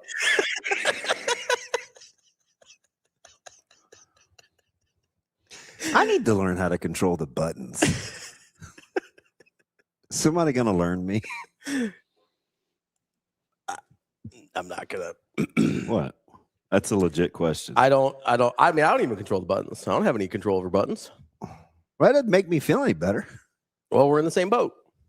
Just rowing like PJ. All right. Row the boat. Big Fleck guy. You love PJ Fleck. That's your guy. I don't love him. I respect him. He does a good job. He does. He does a good job. Dude, Lee's a menace. I told you I met Lee, right? Yeah. Yeah, over at one of the watch parties for the Nebraska basketball games. Good nothing dude. like you really thought, huh? I didn't really know what to expect. Yeah. Like I didn't have a preconceived notion like I do with some people. I told you, deceptively bright. Yeah, good dude. He had a son with him, which is cool. Oh, I didn't know that. How old? Little guy. I didn't know that. I think under a year, if I remember. Oh, right. that's why. Yeah, I'm fresh off the press. Yeah, I'm not good at knowing anything about other people's children, but I think he was under a year. Oh, good for you. No, he was cool. It was cool. We hung out for quite a while. Him and I know, man. I couldn't hit eject fast enough. And they catch my mumbles, which really pisses me off. It's like I didn't even really spit it out, and it's like, I mean, you are mic'd up. That hurts your cause a bit. Yeah, whatever. Whispering doesn't help that much. You guys want to help me with some rules You want before to talk about state baseball? I do, because it's not the fact that West Side lost as a 1. Yeah, that's tough. Like Not mad about that. They had the Gotti record. Like that's tough, man. Because what were they? 31-3. Yeah. Man, that sucks. Yeah, as the 1 seed. And I do feel like obviously I'm rooting for Millard North, but like I do feel for teams that have no. Well, you don't have to root for Millard North. Yeah, I don't have to. I have the privilege of rooting for Millard North. Okay. You say it different. It's a gift to be able to root for the Mighty Mustangs of Millard North. Yeah. But I do feel when there's teams that have, especially at this level, because there's a lot of those kids like aren't going to play baseball in college. Like this is it, right? And so when they have kind of gaudy records and have like incredible regular seasons, like I do feel for those guys when it ends in a way that, like, obviously it's not going to end great for everybody. I get that. But there is a part of me that's just like, man, that, like, whether it's Lincoln East, like, I think 29-2 coming into this, West Side was 31-3. Like, there's a certain level. Golden State 72-10. 73-9. They broke the record. All right. It's the greatest regular season of all time. I don't need your slander here. Okay. It's the only single digit losing. Rico, how about those Patriots? Undefeated. I mean, it's different when they're. We might not be friends. Yeah. As a hairball. It's different when they're professionals, though, right? Like, you still feel for them in a way, but it's a different thing. And so, like, I do feel bad for Westside this morning. That's tough. It is. I'm being genuine. You know what the funny thing is? I can't ever tell. Well, that's why I gotta tell you sometimes. Just keeping it a buck. But no, the thing you're talking about is Central City and GACC, which that game is being resumed at 10 a.m. 10 a.m. Over at Papio South, because it was played under protest last night after GACC put a pitcher in that exceeded the pitch count. Central City noticed. They advised people. They put it under protest. So it's scheduled to be resumed. Bottom of the 7th, 0 outs, runner on second, 0-1 count with GACC up 2-0. Can I say something real quick? Yeah, absolutely. Can you just rewind just like 20 seconds and say no outs? Yeah, 0 outs. No, 0 outs. 0? I mean, there's 0 outs. I don't know. Can you just say no outs? What's the problem here? I don't hear 0 outs a lot. 0 outs. 0. You're just not going to do it for me, are you? At this point, since you made a thing about it, probably not. If I had to be honest with you. Just a lot of idiots I work with. Like, can anybody just be cool for the sake of being cool? That's almost certainly not going to happen. At least not with me. Bottom of the 7th inning, a total lack of outs. Nobody has any outs. You ever heard anybody say, "Hey, 0 down"? Nobody down. Nobody down. None down. Nobody down. No outs. Do you read the small score first?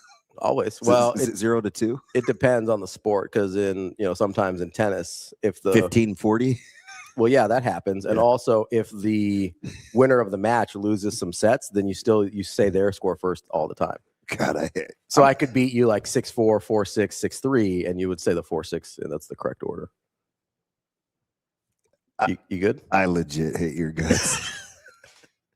Bottom of the 7th inning, nobody out. Runner on second. Can I say 0-1 count? Would that make you uncomfortable? Yes. Yes. I hate it here.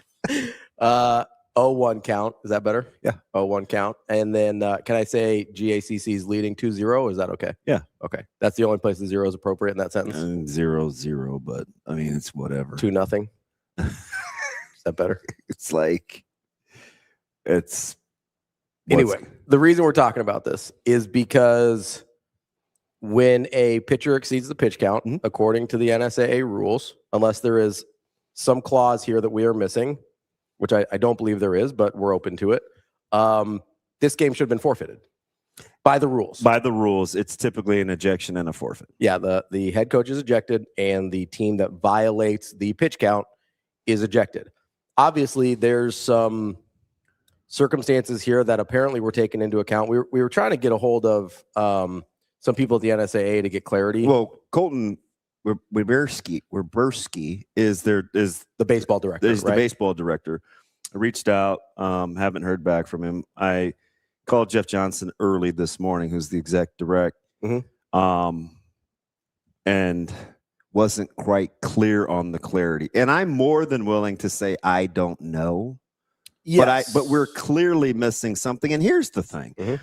The importance of it is you're getting ready to set precedent, because the minute, and AJ or Austin, you guys can interject here, the minute that game is resumed, you have precedent. You have precedent set that you can use your pitchers outside the pitching rules. Yeah. Yeah, and why would everyone not do that?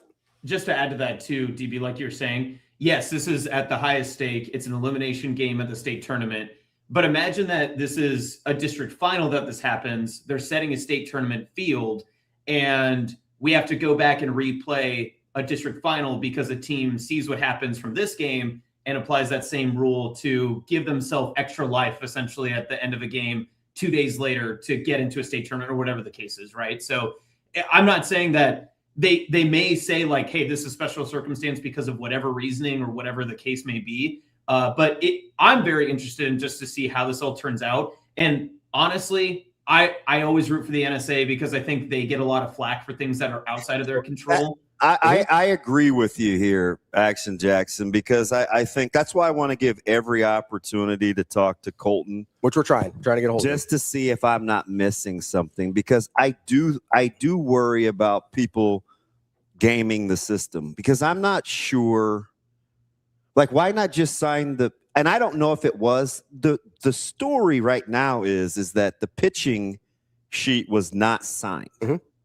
That's the information we currently have. That's as far as we know. That's accurate. Up to this minute, the information we have is that the pitching count sheet wasn't signed by their head coach. So I'm wondering, like, what we're missing here. Yeah, I mean, unless there is something we're missing, this is a bad look. Like, this is a really bad look unless there's a factor here that we are not aware of that is active, and not just, hey, this is special circumstances, we want to do this, but like something actively written in the books already, because this is literally the time that this rule matters the most. Yeah. Like, this is the one time where it's like, it has to be enforced. And so that's my question is, does it become a question of intent, or does it become a question of legislation? Because if the team that had the pitcher came out and knew that this was a thing, right, and then pitched over the pitch count, and they did it with intent, and then the intent from the opposite side was, well, we knew that they were over, so we were going to try to make the rules bend for our sake and for what benefits us, then I think both parties are in the wrong. But if it was just like oops, miscounted, whatever, then I think legislation has to, like, win out, right? Because then it's, hey, these rules are firm and strict for a reason. We have to make sure that these are, I don't know. You know, they go out the way that we wrote them. I don't know about that, AJ. I disagree, especially on the Central City part of this, because if you know that someone is actively breaking a rule, like, it's not your obligation to save them from themselves. Like, if you know hey, we're aware of this situation, and if this guy, somebody save me. I don't know what that song is. It's Jelly Roll. That's why I don't know what that song is. God, it's amazing how my music Tourette's just kicks in. I'm sorry. I don't know. Like, I don't think it's up to Central City or whoever in this situation to say before the guy throws a pitch, like, hey, you don't want to throw that. Like, that's not my job in that situation. If they're sending him out there, and maybe I'm reading too much into this, but the unsigned pitch sheet indicates to me that they knew what they were doing. I don't know. So I'm getting from about 6. This is the 6th coach now, plus an AD that says they haven't signed the pitch sheets before at state. Okay. So if that's not common practice, now fair. So far, okay. I haven't heard from a Class A coach, so I don't know how common that is. How common it is. Okay, fair. So I'll leave the unsigned pitch sheet out of this. But if I'm the team that is on the wronged end of a rule breaking, it's not my job to save them from breaking a rule that could cost them the game. That's not my job. Can I just tell you why this is kind of important? Because number one, there is the precedent thing, but and I don't know if I said is or was, but former exec direct Jeff Johnson that I talked to before was part of a huge deal when Gretna football had to forfeit to Westside. Yeah. Okay. In the highest possible stage. On the biggest stage in a game in which they clearly won. Yeah. Now, the detractors would say Gretna knew, right? Gretna was aware. Gretna's athletic director, their staff, their football coach, they've got whatever they felt to. And not to relitigate it, but the story was of the game, why it was handled so harshly was there was gamesmanship going on, and it was brought to their attention ahead of time, and they did it anyway. Gotcha. I feel like that's As objective as a guy that coached the coaches for the losing team can be. Yeah. That was the perception publicly. I think that's fair. Had a ton of conversations, talked to people on their school board. We said we weren't going to blow this out of it, weren't going to make it unnecessary, whatever. I want to adhere to that. So I do think it's important to understand if you know something is going on and you do it anyway, is there a difference? Even if you're Central City, and let's say like they're well aware, right? Let's say they are, and I'm not sure. Yeah, but it's like, okay, we have score sheets, we have logs, it's NSA's PDF. You can get pitch counts. I'm sure they're following on Game Changer, because just the day before, Austin, what was I floored with that Mount Michael did against Central City? Pulled their guy. Just with the, like, what, 3 innings that he had 7 strikeouts in. He's got a scoreless shutout going in the 5th, and I think the strategy was save him. We're at 5-0. Yeah, we got 9 outs to get. Central City immediately scores 5 in the bottom of the 5th. Right, so coaches are aware of the maneuvering. And baseball, I think we overthink it anyway. About because at that point I just think you got to win the game. Yeah, but I've always been like that. Yeah, right. Figure tomorrow it out. Figure tomorrow out tomorrow. Yeah, especially in these double elimination formats. And so, let's say whatever side knew. I don't know if I'm gonna be down on Central City to wait till he throws a pitch to say we're gonna play the game under protest. Yeah, that's not my job. It's not my job to protect the other team from breaking a rule. Whether they know or not, that's not my job. My job is to say, hey, you broke this rule. We're playing this under protest. But I don't understand like that. I don't think that's a bad look for Central City. Well, and DB, you know this as well, too. This is huge in Legion baseball with eligibility when it comes to how you play travel and how you're playing like in other circuits and stuff. Yeah. I mean, big deal a couple years ago. I think the American Legion had to can a championship game because a coach knew that a player was ineligible and reported it right as soon as that player like stepped up to bat. Yeah. So I think that's pretty. I mean, I think that's pretty standard to like. And I'm not lobbying for a forfeit or the ejection or whatever, like retroactive. What I'm saying is I just want to know why. I'm lobbying for the rules to be enforced as they're written. If I just think you're in a danger zone. That's what I mean. Like if you're going off book because of the circumstances, you're in a really dangerous spot. Yeah. Right. That's why. And listen, I'm not rooting for any like it sucks for the team and everybody to have to forfeit because of whether intentional or not actions. But so if WP wins, like, can he pitch again? I don't know. No, like, he shouldn't. From my understanding, he is pretty much done. I think he may be able to pitch like a very limited count if they were to play Friday, but that would be it. So no double jeopardy here. I don't think if you've maxed out your pitches in 2 games that you've played, there's just no way that you could pitch Friday, I would assume. Yeah, I don't know what the numbers are on a day-to-day in terms of pitch counts. So I don't know off the top of my head, but that is Big Red Gun is hilarious. Yeah, that was a really funny poll.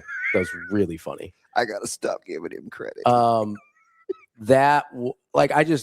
You have to, unless there is a clause or some sort of like on the books already written that we don't know about currently that allows for some interpretation by the NSAA's part.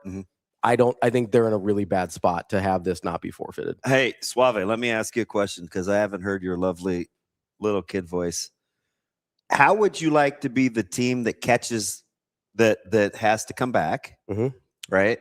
Do you look at it as, hey, we got a chance, runner on second, no outs, zero outs, not a soul out, bottom of the 7th, we got another deal, let's go get it? Or wait, why are we having to do this when they should have to forfeit? Rules were broken?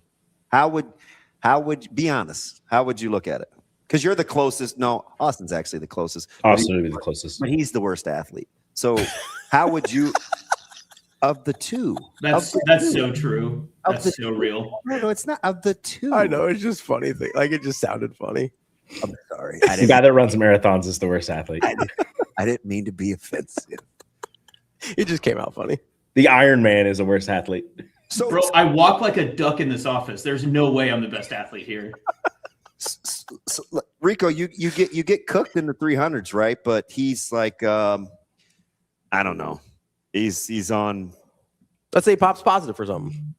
You want another crack at it, or you just want him to forfeit? Like you get second. You lost by 2 seconds. Like you're in second. You're not close. He gets as a competitor, like I want to show that I'm better, but at the same time, like I got smoked, found out he was cheating. Give me that win. Yeah, because I'm just telling you, when Gretna beat us, I wasn't like, oh, let's play that again. Like we had 4 quarters to figure it out, and they beat us. Yeah, like I lost. That sucks. You cheated, so I didn't lose. The only reason you won isn't because you're better than me, is because you did something you weren't supposed to do. I don't want to have to prove that I'm better than you. I know I am. You had to cheat to be better than me, and that's how I know I'm better. Give me the win. Yeah, I think if you're, I just think that it's interesting how you approach it. Yeah, right. You're going to drive an hour 50. You waited because one thing I do understand clearly is that NSAA and the people from Central City were saying this last night. They were waiting for the ruling because NSAA had to go back and rewatch. Yeah, they had to literally count the pitches. You had right? to count pitches. Yeah, so that took a while, right? I mean, can you imagine? Like that took a while. So they didn't. I mean, and they went home, right? Yeah.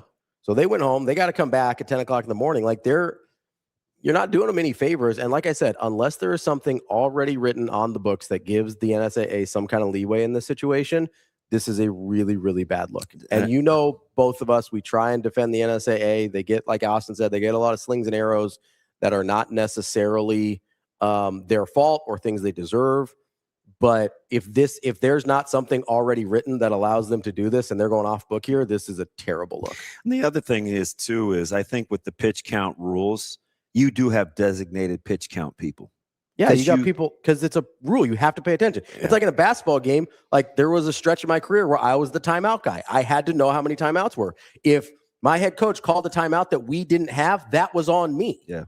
Right? Like that's a job on the coaching staff. It's a job on the coaching staff to know how many fouls the guys have, right? Like if I put a guy, if I let my coach put a guy back in that's got 4 fouls with 10 minutes left in the game, and he fouls out, that's on me, right? Like there is Where's the foul? A pitch count guy that you have, like that's his job. Like this is not a surprise. This isn't something that they just spring on you at the last second. Everybody knows about these rules, right? This isn't. Like, that's why I have no problem with Central City waiting until the rule is violated. Because what are you going to tell them? Like, oh, these guys might break a rule? Like that, I don't know. That doesn't make any sense to me either. It's like, I don't know if you ever, what's the Tom Cruise movie, Minority Report? Like you can't report a crime before it's committed. Yeah. You know, like I don't know what Central City is supposed to do there. I'll be curious. See what happens. And to be fair, Ravi, I mean, to your exact point, it's not like Central City knew that they were going to put an ineligible pitcher either, right? Like they probably knew who was not going to throw because obviously they were like, okay, whose pitch count is where? Like, who do we expect to throw? They probably looked at like who had thrown through the season, what to expect, that sort of thing. And so as soon as that person goes out, it probably wasn't the intent of Central City to say, oh, we're expecting them to throw the pitcher that they can't throw. They just knew that guy shouldn't be out there. Not eligible today, right? Yeah. Like you probably have a list of guys. We don't have to worry about them today because they're over their pitch counts. They're not going to pitch today. Yeah. And then when you see one of those guys trot out there, you're like, wait, I'm sorry, what? What's happening right now? Like that makes a lot of sense, Austin. Like that is probably how it played out. And you've got soccer today, right, Neutron? Yeah, I might pop over to B baseball after the show to see what I can do for gross, but we'll see how much baseball I can fit in today. So B's back at Fricky, right? I think they're at Tal. So Fricky's done as a site because they had nothing the other day too. Yeah, so it's Papio South, Werner, and Tal. Yeah, so Class B is at Tal today. Yeah, the only reason I ask is because that's closer to my house. Neither are super far. Yeah, it's not bad. I mean, they're probably equidistant. Probably pretty close. Yeah, Fricky's not far from you at all, is it? No, that's like right down the street. Yeah. Tal's not terrible though. No, it's not. It's a good venue too. I like that venue. The only problem with Tal is I have to, if I take the interstate to 72nd, I'm not enamored with that exit. Oh, no. Yeah. You know, but it's not like, it's not awful. It's not like I'm in Dallas. So we got 3 state events going on today. You got what? We got 3 state events going on today. Dude, it's so Austin and I, that was the main conversation with the rain coming on. Was that Monday, AJ? Yeah, that was Monday. And luckily, we're like no delays yesterday, which is a miracle. We were like, this is going to be jammed because Thursday was really the only built-in day. Yeah. Well, and then Friday, not that you guys necessarily care, but we got girls state tennis on Friday too. No, I understand. So when Sasha asked me about when is state tennis, I was like, you know what? I'm proud of our little company for being everywhere. Friday. Omaha is popping right now. There's a lot going on. Big Ten baseball, state baseball, state soccer, state track. How about state Nebraska? tennis? The 6A, the 6P game on Friday or 5? Oh, it's 5, right? Yeah. Yeah. Like, no, that thing's gonna be bumping deep. Yeah. 5 o'clock Friday, Big Ten tournament, Nebraska. I have a feeling some people might get off work a little early to pregame that mug. I feel so bad from what exactly Rico just said, that like if you live in Omaha, you're like, wow, look at all this stuff going on. It's going to be Big Ten tournament, all these state events. You could go to any sporting event you want. And then we're literally having maybe the biggest moment in Nebraska softball the same day in Lincoln. Yeah. It's like, oh, crap. It's just a travesty. Yes. Right? Like, can we move that to Connie Clausen just to make it all easier? Let's centralize this thing. Listen, and here's the thing. I don't think they got enough seats over there, bud. 16,000 strong will be represented at both venues. Yeah. Bowling they're going to get their 3. Yeah. And the Schwab will have 13. They're going to be I think we're going to be rolling deep. We'll be all right. So, like, there's plenty of love to go around, but I'll be there for softball on Thursday. Okay. It's going to be nuts. Yeah, I'm looking forward to this one a ton because I don't know. I really thought they were going to get by Tennessee last year. Like I they're right there. Watching that, I'm like, they've got this, and then just can't. Especially because they won game 1, and right? It's funny you bring up Tennessee too, because AJ or this is more Rico. You'd agree Tennessee probably has the only comparable, not the only, one of the few comparable 1-2 punches in the country that Nebraska has. Yeah. Texas Tech. They got the transfer in. Yes. Yeah.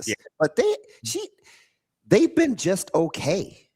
Yeah, KENDEIGH hasn't been as elite as she was at Stanford in her first year at Texas Tech. Last year. Yeah, last year. But I mean, she's still an amazing pitcher. But yeah, you're right. She hasn't been. I mean, she was pitching in the Big 12 championship game, and they lost 4-0 to Arizona State. So, who is in supers right now? But still, that's not something that you would have expected from KENDEIGH and Texas Tech. So, but no, Tennessee.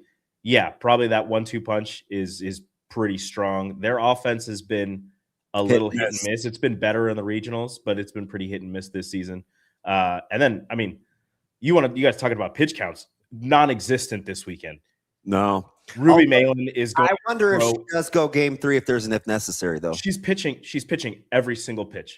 Okay. If they lose game 1, she's throwing game 2. And if they win game 2, she's throwing game 3. I'm just going to if necessary. I'm saying if they go all 3, she's pitching all 3. Right. Like Nebraska can throw Alexis in there if they want and have Jordy close it out and like have no fear that Alexis is going to do her thing. But Oklahoma State, like Ruby is throwing every single pitch if they need it. Yeah, she's going to be going back to Stillwater either with her shield or on it, to quote 300.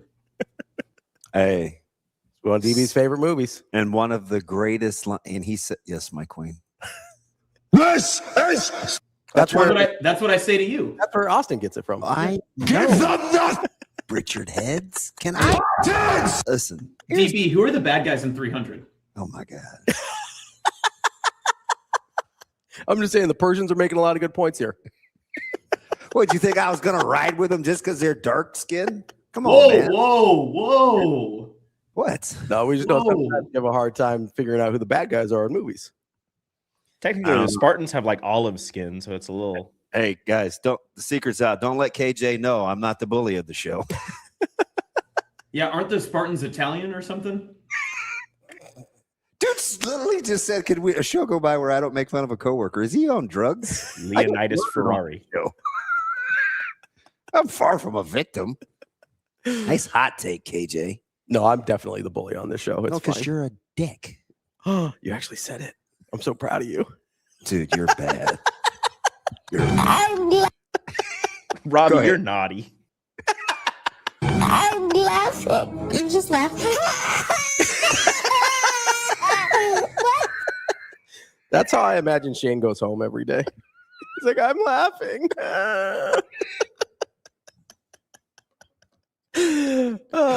Let's take a quick break. Have you seen that little girl? No. I have not. It is hilarious because I'm laughing. she literally wants to cry.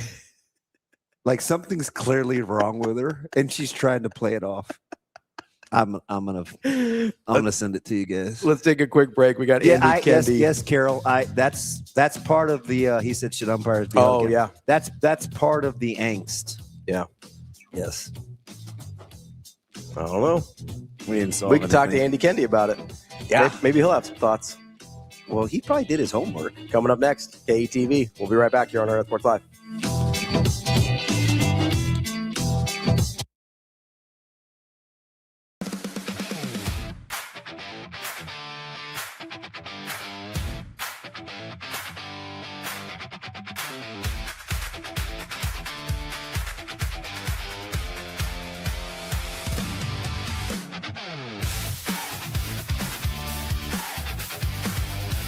It's time for Stars, Stripes, and Savings at Edwards Chevrolet. Save $12,000 off MSRP on the 2026 Chevrolet Silverado 1500 RST, a truck deal worth celebrating. 2 Chevys, 2 ways to save, this May only. We've also got the 2026 Chevrolet Trax 1RS starting at $299 a month. Don't wait. Get in on Stars, Stripes, and Savings this May at Edwards Chevrolet. Together, let's drive.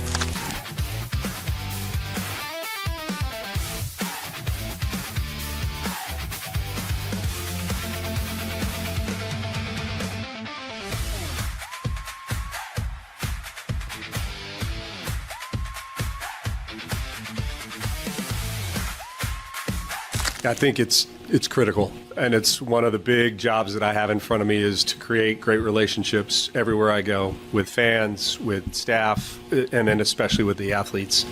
And it's something that I'm going to work on really, really hard. I don't know that I've always been the very best that I could be in the past, and I was learning some lessons along the way about how critical it really is. And so I think everything about what we do as volleyball coaches is about relationships, and we're going to ask the athletes to work really hard. We're going to ask them to make changes. We're going to ask them to do things that they didn't think they could do before, and all of that doesn't work if you don't have the kind of relationship where you can make those asks and you can push in the way you'd like to push. And so creating those relationships, developing those relationships in a genuine, honest, and sincere way, I think is one of my biggest jobs.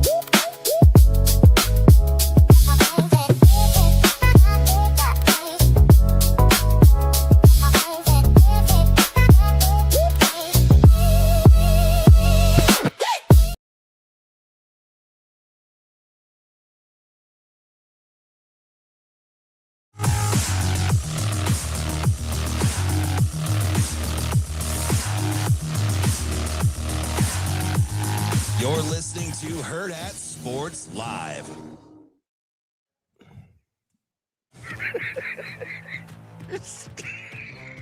Like you got something smart to say now?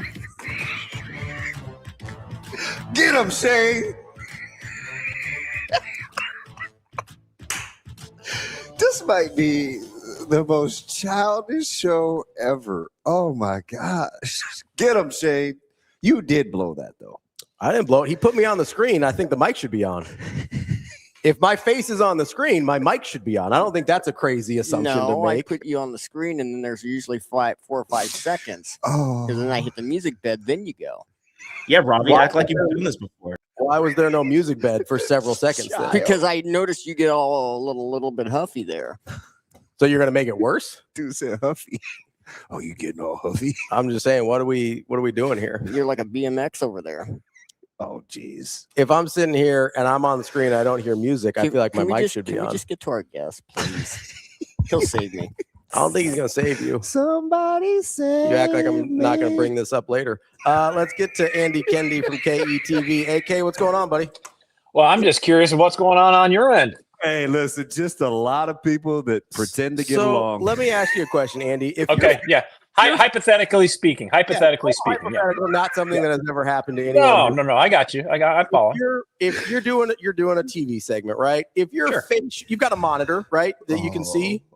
If your face pops up on that monitor, do you assume your mic is on? Well, TV's a little different though, Ravi. We got if my face is on the monitor, that sometimes is in the preview monitor, so I don't necessarily know that that's live or not. Okay, is there a way for you to indicate that your face is live on the broadcast? Yes, there is, but there's a green light that goes on when your mic's on. So if your face is live on the broadcast, is generally speaking the mic should be on? Usually yes, but I usually wait until the green light's on to speak. Hopefully. So if you didn't have the green light, how would you have a green light? This is what we call leading questions. We can't even. I object, Your Honor. Overruled. We don't have a green light. Have a green light. So in that situation, let's say you're going back to your roots in small town Wisconsin. Maybe you're in like Platteville or somewhere. Maybe. And Potosi, sure. And you're going, hey, I don't have my green light. Ask the questions like this. Sure, why not? There's no green light. You're kind of doing a low budget thing. You're trying to get started in the game, and you just go like, hey, my face is on the screen saying it's live. We don't have a green light. Sure. What's your assumption in that situation? Then I guess in that situation, 40 years ago or 30 years ago, I would assume that we were alive. Okay. That's all. I'm just wondering, maybe we need a green light. Maybe that's what I learned here. Maybe you need a green light. AK, I think you're hilarious. The funny thing about this discussion is I can't stand when, and this happens because it's hard in television, especially because you guys go live so much to wherever you are on location. When you're actually done talking and the camera stays on you. I'm like, hey, can you get me off that thing? I'm done. What's my expression supposed to be? Plus, there's always a little delay too, so you're on there even longer than you think you're on there. So you really got to hold that little nod, that little smirk thing you going. So you gotta really stick the landing and just hold it. Yeah, definitely. Do you practice your knowing nod? You're like, no. This is why I hate. I don't. I'm telling you, this is the backstory. This is why I hate pictures. Yeah. Because I don't like phony expressions. Yeah. So That's true. When people get ready to take a picture, I said, just count me down and then I'll give you the look. I'm not holding any expression. This is DB every time somebody takes a picture. That's so I just the dick. You just can't.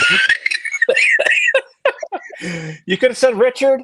AK, I was in your neighborhood the other day. I wanted to knock on your door. Well, you should have. Why didn't you? My little cousin had her graduation party. They live right on 140th, and in your neighborhood. So just I think a couple blocks over from you. Not to give up your exact address. Did he pause again? Yeah, I think we froze. AK pausing. What is that? What is happening right now? I feel like that was that Deliverance. It's I didn't like that. I didn't like that at all. Sounded like a Simon game or something. Wow, there I am. Hey, listen, what like the hell's going on in here? Deliverance, and I was like, "Don't say a word about my mouth." I'm sorry. AK, you can't take me anywhere. In reference to the picture, taking pictures. That's yes, what we're talking about. Yes, of course. AK, have you caught wind of? Well, first of all, let's talk state. Let's go state soccer because a couple of champions working on. I'll get to baseball here in a second, but you got two big ones today. You got multiple big ones today. You had Pius and Marion yesterday. You guys are spread super thin. Let's just tackle it one at a time. Mm-hmm. What do we got? What? Come on. Well, we're taking it one day at a time here. And today, with soccer game pushed, really threw us for a curveball. And honestly, you know what gets us short end of the stick is probably state baseball because there's so many games. So yesterday we couldn't even get anybody out to state baseball because there's only so many people working and so much time that you had. And then the Supernovas introduced their new coach yesterday, so that was another curveball thrown to us. And today with state track being in the mix, can't we spread these out just a little bit? Everything at the same time, just really, I don't know. It is one of those deals. I get it. It's the end of the school year. It's tough to schedule this stuff, but man, it's like drinking out of a fire hose these days. So, yesterday with state soccer was awesome. There were two great games. And then today with the boys taking over, that obviously that's going to be a priority, as well as state track and field. And by the way, NCAA softball has their availability before their super regionals. So Lauren will be down there. Noah will be at state track and state soccer, and then baseball already spoke or is speaking in about 45 minutes. So it'll talk about all hands on deck. This is just this is the other thing. This is let me shout out Lauren because she's a gamer. She texted me on Monday morning. Okay, it's Monday morning.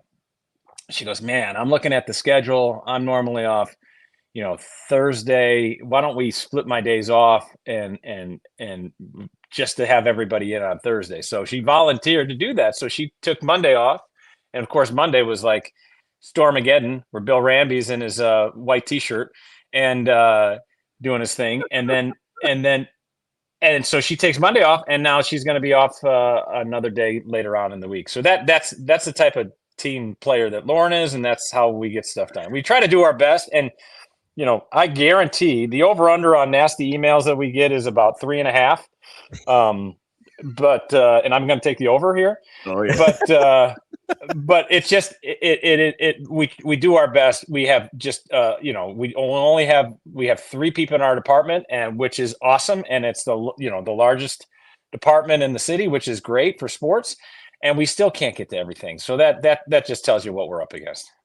So where's my Swiss Army knife? Where's Eddie? Like, isn't he at your? That dude can do everything. I know Eddie's. Eddie's contract has expired, so Eddie is he's moving on. So man. I know he is a gamer. Eddie is a gamer. I just talked to him last night. He's doing great, and he's getting married coming up, and he is awesome, and he's going to find a great job and he's going to do great things moving forward. Oh no, who's going to do my Sundays? I know. Yeah, that's it. Well, Lauren and Noah or me. How about that? I'd love to drag you out on a Sunday. I know. Kicking and screaming, baby. Kicking and screaming. Wait a minute. You're not even back from East Lansing yet. Yeah. How are we hitting the Sunday morning? Well, we'll see. We'll see how that plays out. There's a lot of variables up in the air for this fall's recording sessions. Let's just put it that way. All right, so let's go to state baseball. So this is interesting. We were talking about what happened in Class C with Central City and the pitch count, and this game is resumed. Typically, it had been a forfeit. So I'm hearing from coaches and now parents. Apparently, this is a big deal. Like I tried to kind of be objective because clearly I'm close to Central City, but I did reach out to the folks at NSAA just to kind of paint a fair picture. But parents, like baseball parents, are very aware of pitch counts and what goes on with the amount of pitches, and pretty passionate from what I'm seeing in emails and text. This ruling may not go over very well to resume this game and not have it be a forfeit. All right, so bring the viewers and let's say your local sports anchor up to speed to the details here, because I don't want to speak out of school here, because I want to make sure I got all the details that you have. So a pitcher was used that had gone over the pitch count. He had thrown 30 pitches through the 31st. Central City played it under protest. The rules state that it's an automatic coaching ejection and a forfeit. NSAA went back and reviewed the tape. People were kind of waiting around to see what the ruling was going to be. And it came back that they will resume as is, runner on second, bottom of second, Central City down 2-0, no forfeiture, play on. Oh, huh. Yeah. I did not know that development had occurred. Okay.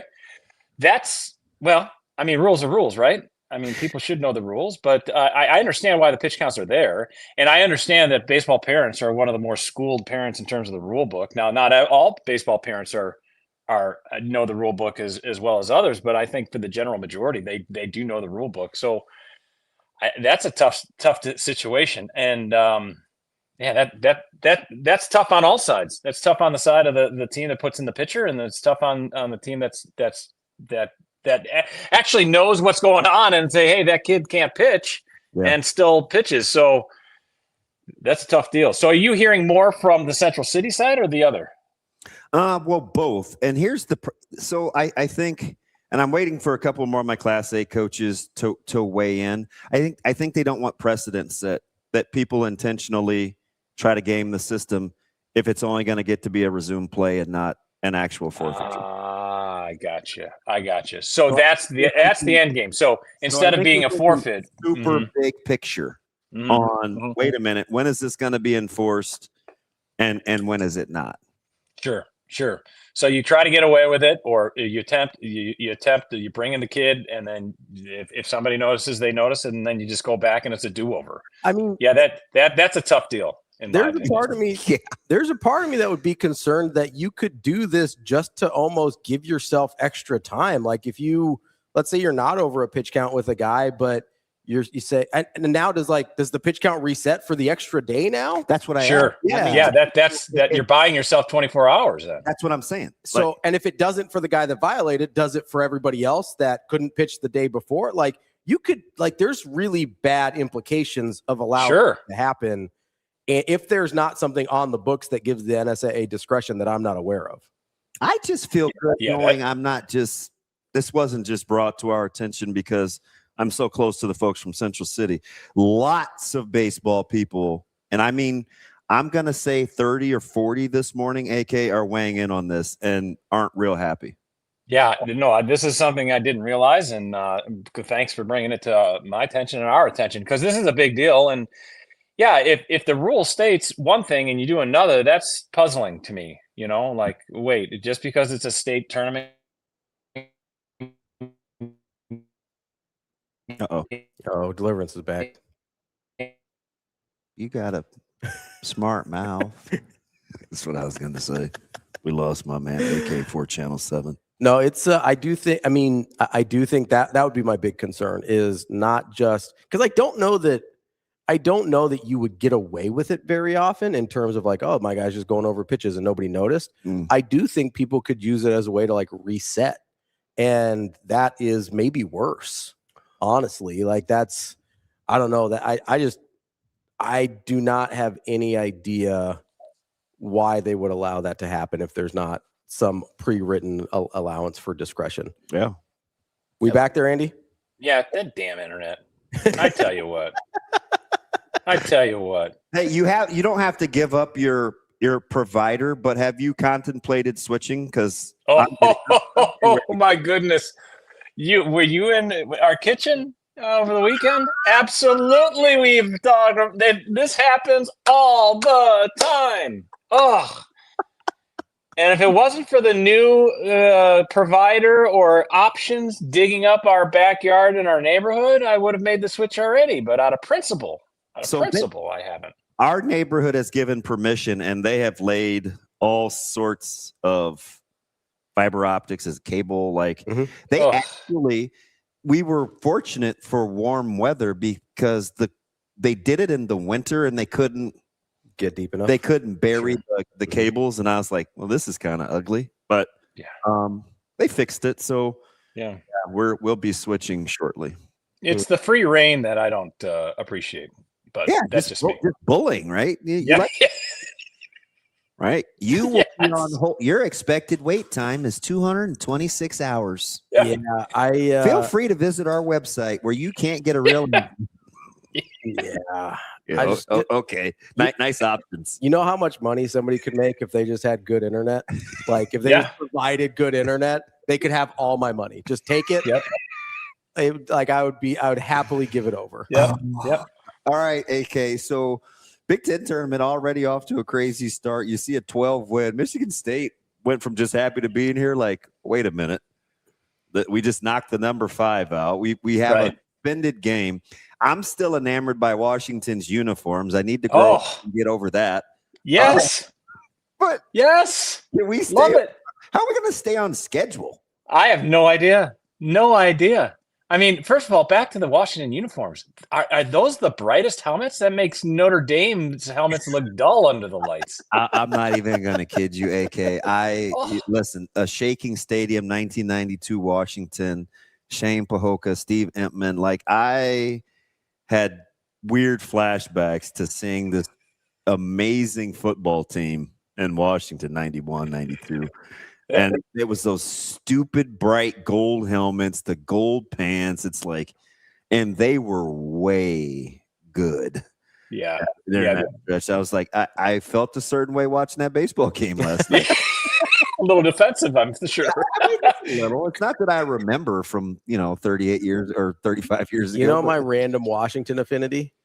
I will double what our current bet is if you can name him. I will go with Napoleon Kaufman. Ooh, nope. That's a good one, DB. Bean O'Brien? Nope. Bean O'Brien. Dane Hooker? Nope. Lawyer Malloy? Nope. I'm out. Marquez Tuiasosopo. Shoot, there's 94 of them. I should have just said Tuiasosopo. I just used the last name you would have gotten there. AK, what? So how are you? Are you waiting? You can't just wait around till Friday at 5, which is going to be an absolute circus. But are you pacing yourself with Big Ten baseball and volleyball or softball? Excuse me. I think we lost him again. Oh man. Yeah, we're getting him a new provider. We're gonna go to Sasha's account.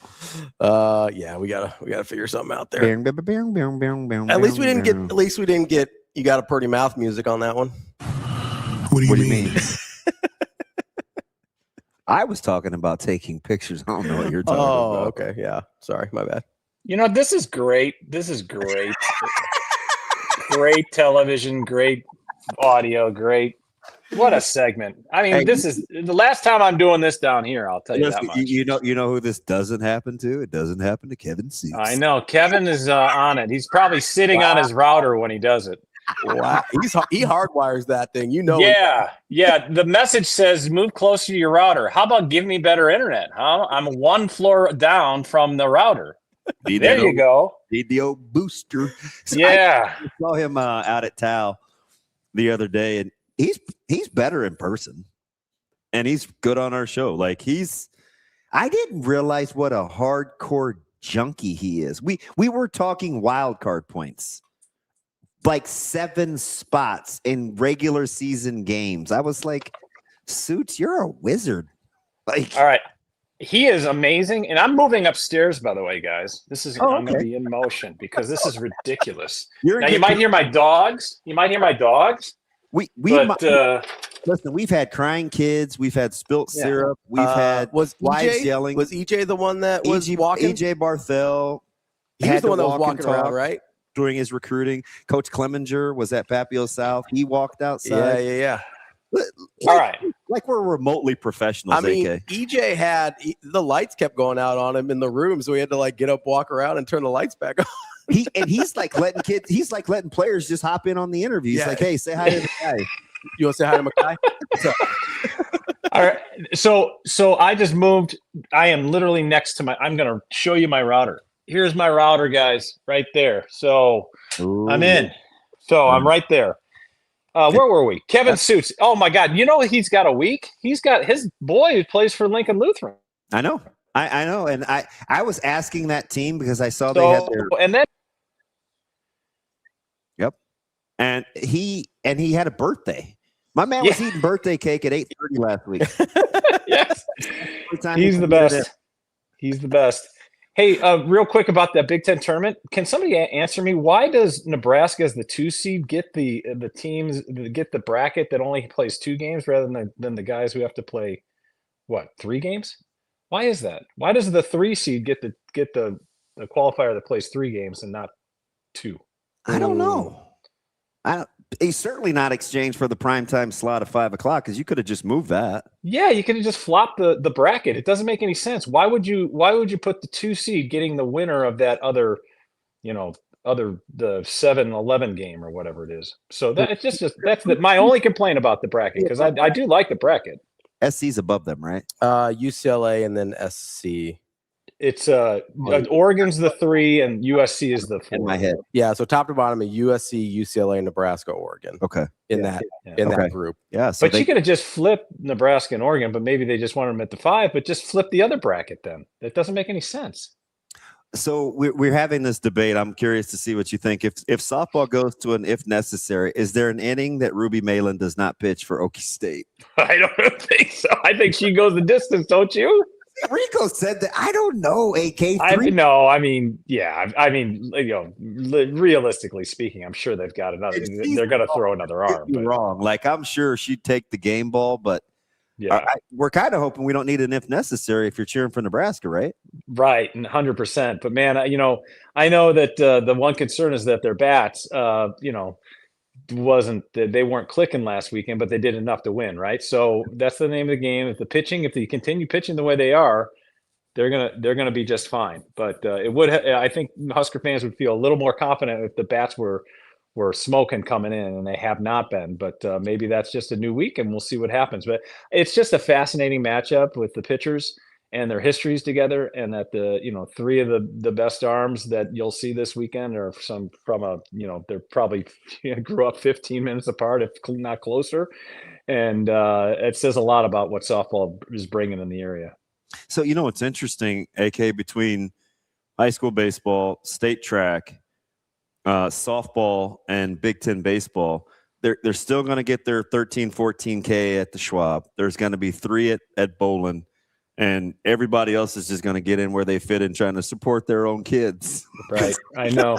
And you got some diehard track and field enthusiasts who go to state track every year. Oh, yeah. And state track's going to draw, 4, 5, 6,000 fans, no question. It is just this is the busiest sports weekend locally of the year. And if you have any interest, you're going to be out somewhere. Now, where that is, that's a great question. Yeah, that's a great question. Navigating the traffic, giving yourself an extra 50 minutes to get there. Yeah. I can't see people actually drive downtown for the first time in a while. Oh, good luck to that, by the way. Enjoy that. I'm going to be honest. I might camp out pretty early for that Friday game. Yeah. I might get there early. Yeah. Give yourself extra time. Yeah, that streetcar's coming, and it's not named Desire. Wow. That's Andy KENDEIGH, KETV, AK. Appreciate the time as always. Your connection's great now. Thanks. Lesson learned. We'll talk to you later. Andy. Thanks, Andy. Yeah, thanks. That is Andy KENDEIGH from KETV. We'll be right back with Steve MARIK from inside Nebraska here on Hurrdat Sports Live.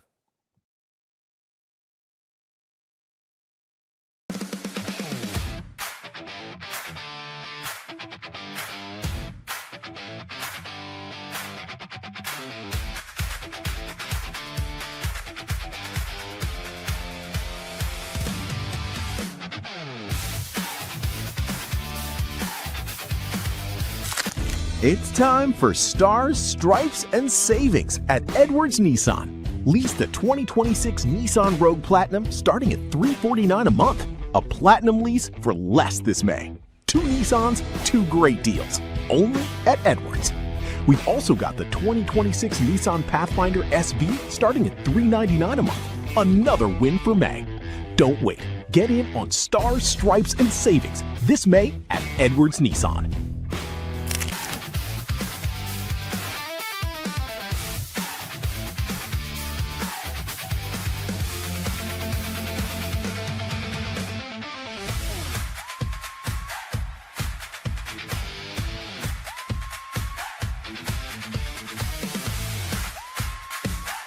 Well, we went to Super Regionals last year, so this will be the second time with Nebraska. But to do it at home in Lincoln, that's something we've never done. So everybody's just so excited. It's a blessing to wrap up a high emotion weekend like this and be able to wake up in our own beds tomorrow morning and have a whole week at home and not have to get ready to travel. And all we have to do is prepare. So it's huge. We're excited. Bowling was incredible this weekend. Such a fun atmosphere to play in. So we're just thankful for our fans for that. And we're thankful to be able to do it another weekend. Yeah, it's awesome. I think a little earlier I said that not many people get to actually live this dream, but it's a dream so many have, and we're just grateful that we get to, and to do it with each other. Like you said, it's not just 1 or 2 of us, but it is so many of us, and so it's really exciting, and you really feel our families too, and it's just great. It's a great experience.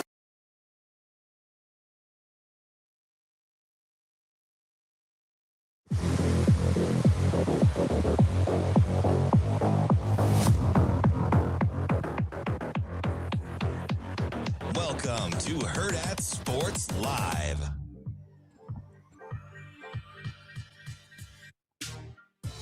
Welcome back, Hurrdat Sports Live, presented by Next Gen Mail Medical. That's DV. I'm Ravi Lulla here at Hurrdat Sports HQ. We are joined now by Steve MARIK from inside Nebraska. Steve, how are we doing this morning? Hey, guys, I'm great. How are you doing? I love so you know what? I like when you guys don't want to tell us no and you're busy and you just make it work. Like, because you could easily say, look, man, I'm on the move. I got things to do. But here we get you're like the Jeep Wade of rivals. It's like you're doing it from your car. I appreciate that, buddy. How are you? Well, yeah, with you guys as excellent producer, Shane. I mean, he's just talking me through it, telling me how to do everything, making sure schedules work out. I love Shane. So shout out Shane. But yeah, I'm in a Scooters drive-through. Don't know if you guys can see that, but yeah, we're doing this thing. It's fun. Hey, so I totally wanted to protect you because you know your football honk coworker Tim Bergeese. We were gonna steal your thunder and talk red zone, and I go, no. I'm interested in red zone, but we're gonna grab Steve. I'm gonna save it so we can talk about the guy that's talk about it with the guy that's cranking out the content. So don't let anybody tell you got to take a backseat to TV. We pushed his red zone talk to the side to save it for his colleague. No, you should still ask him because Tim is a ball knower that I call daily. I'm sure I annoy him with all my phone calls, just like asking him questions like, hey, I think this, what do you think that? Yeah. Things like that. So I think you should still ask Tim. Tim knows some stuff too. We'll anything but the red zone. It's yours, Steve. So Steve, let me ask you, what prompted in your head to be like, hey, this is something I want to kind of take a deep dive on? Like, where did this adventure start? When Coach Rule, I think it was December before the bowl game with Utah. I think Coach Wade was mentioned with his hire, and then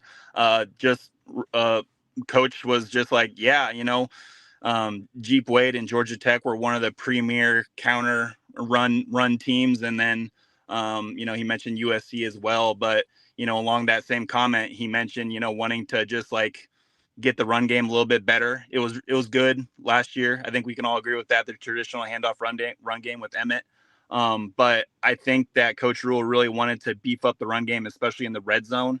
And then when you look at the numbers from the red zone run game with Nebraska, I think they could be better. I think everybody in the program wanted them to be better too.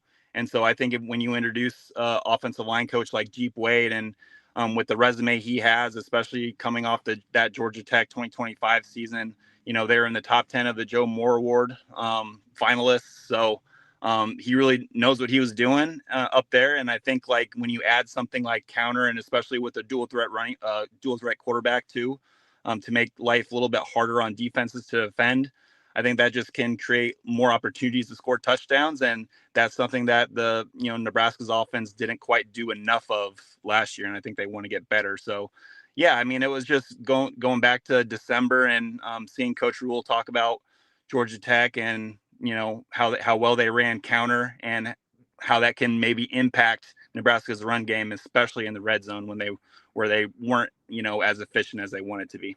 And it's amazing too, Steve, because on the fly, and I had pulled some data about Nebraska's points per trip in the red zone and ranking, in the bottom third of all of college football, but in the top 40 in terms of amount of times that they got there. It's just interesting how efficient they are moving it from the 30 to the 20, but the inability to convert that into more touchdowns. And I'm only really asking for, the total number of trips. If they continue at the same rate, I'm just like, hey, man, just get me another 2.5 points per, right? And, that puts you in the top 35 in the country in terms of red zone offense, at least based on last year. Mm-hmm. Which led me to ask the question to Coach Snow the other day. He said, I said, what's for you as a defensive mind? What would give you the most fits if you wanted to be good and efficient defensively in the red zone? And he said, number one, obviously, you got to be able to run the ball in the red zone. Yeah. But he said the improvisation of quarterbacks and athleticism in the red zone is usually ultimately the key for teams that are good in the red zone. Yeah, absolutely. And I always read about, I try to read up and watch as much as possible with coaches and, what gives them headaches and stuff, especially in the red zone. And, when it gets down there, when the field shrinks, it turns into, the run game, it's a number game. And, when you start to pull guys, creating extra gaps for defenders to fill, it just makes life harder for them. And I feel like last season with Nebraska's run game, especially in the red zone, you kind of knew where the ball was going. I mean, it was going to Emmett. And there wasn't much, we all know that Dylan Raiola was limited as a runner.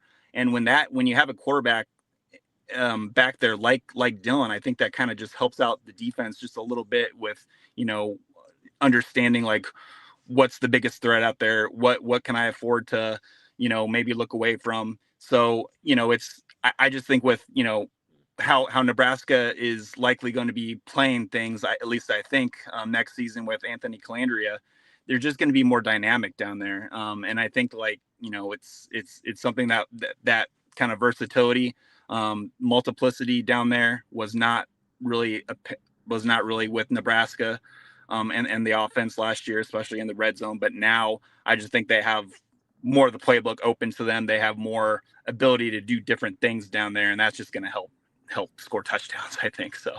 Steve, as we're talking about this, like in retrospect, I know they used Heinrich Harburg in some short yardage situations, but do you wish they'd been maybe more creative? It felt like they did the same thing with Heinrich a lot, and obviously he's capable of more than that, which is why he was on the field in the first place. But do you wish they had kind of tried to expand what they did with him a little bit more because of what you just mentioned about what's challenging for defenses and offensive in the red zone? Yeah, I do. I do think that they could have used Heinrich more in more different ways than just like what he was used at. And he's look, 6'5", 230, probably playing at 240 last year since he moved to tight end. But so he's a different kind of athlete and runner than Anthony Calandria is. But for what they had, I think they could have put him on the move and just gave him more opportunities down there. But then you're taking your starting quarterback off the field, and that just creates more things out there. So I mean, Heinrich can do some things, but it was just one of those things where they didn't really seem that the coaches didn't really seem that enthusiastic about using Heinrich in those situations, I guess, if that makes sense. So and it does, because I think, I just remember some teams that I especially remember being good at Wildcats at the high school level. Bellevue West was fantastic for a stretch, right? When you have a Johnson and you have a Richardson and you have a Bradley, you can get in some Wildcat. But the thing that made it difficult for us, not only was it just some of the blocking schemes, but when you're a legitimate threat to throw out of it, that's the game changer. Because playing 11 on 11 is one thing. That's tough. But playing 11 on 11 with a true dual threat in those condensed areas where you're more apt to play some man is a real headache.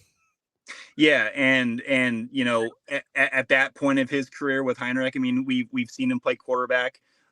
Like Damon, do you think that I just don't think that didn't respect it, right? Yeah. Defenses didn't respect it. Do you think he could have done it? You have to work it a fair amount.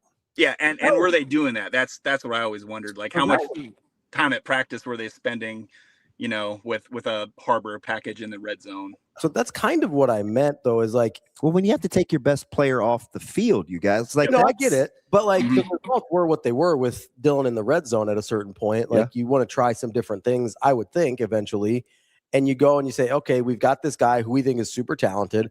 Obviously, was our starting quarterback for a stretch, so we know he's capable of throwing. Like, at some point, they had to actually throw the ball with him. Yeah, like, as opposed to, because we saw a lot of what, like quarterback sneaks. We saw a couple leads, but it was a lot and they weren't very good at them. No, they weren't. And so my thought was like, okay, this guy was obviously better than most guys throwing the ball in a Wildcat package. You have to actually throw the ball with him at some point for any of the other stuff to work. For me as a coordinator, that would be the difference for me. Can you actually complete passes? Yeah. And if you do like a real simple read on a rollout or something like that, where it's like a one read or run, you're not asking them to like dissect the defense. Steve, let me ask you something. You're watching and you're crunching numbers and you've got data. You think it's sustainable for the amount of trips that Nebraska makes to the red zone? Because I think it's significantly more than people think at first blush. Oh, you mean like how often they got down there? Yeah. Yeah, I mean, they got down there. I mean, moving the ball between the 20s was not the issue.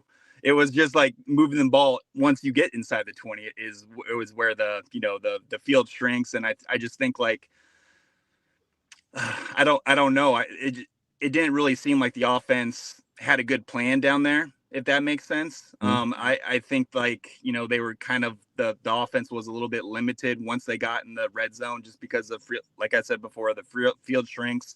And I think defenses were understanding where the ball was going to go and okay with Dylan throwing it down there, and they'll take their chances with that. So that's where I kind of view things. But the game completely changes with Anthony Calandria back there. I'm really excited and intrigued to see what the offense looks like, not just between the 20s, but in the red zone.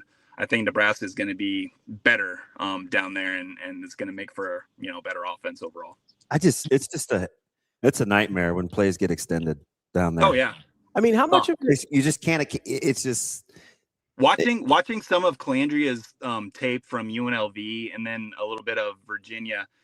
Yeah, you're right, Damon. I mean, if I was on defense playing against that cat, I mean, he is just so frustrating. The way he can just and a lot of it's just his stature. He's not that tall, but man, he's got elite elusiveness, burst.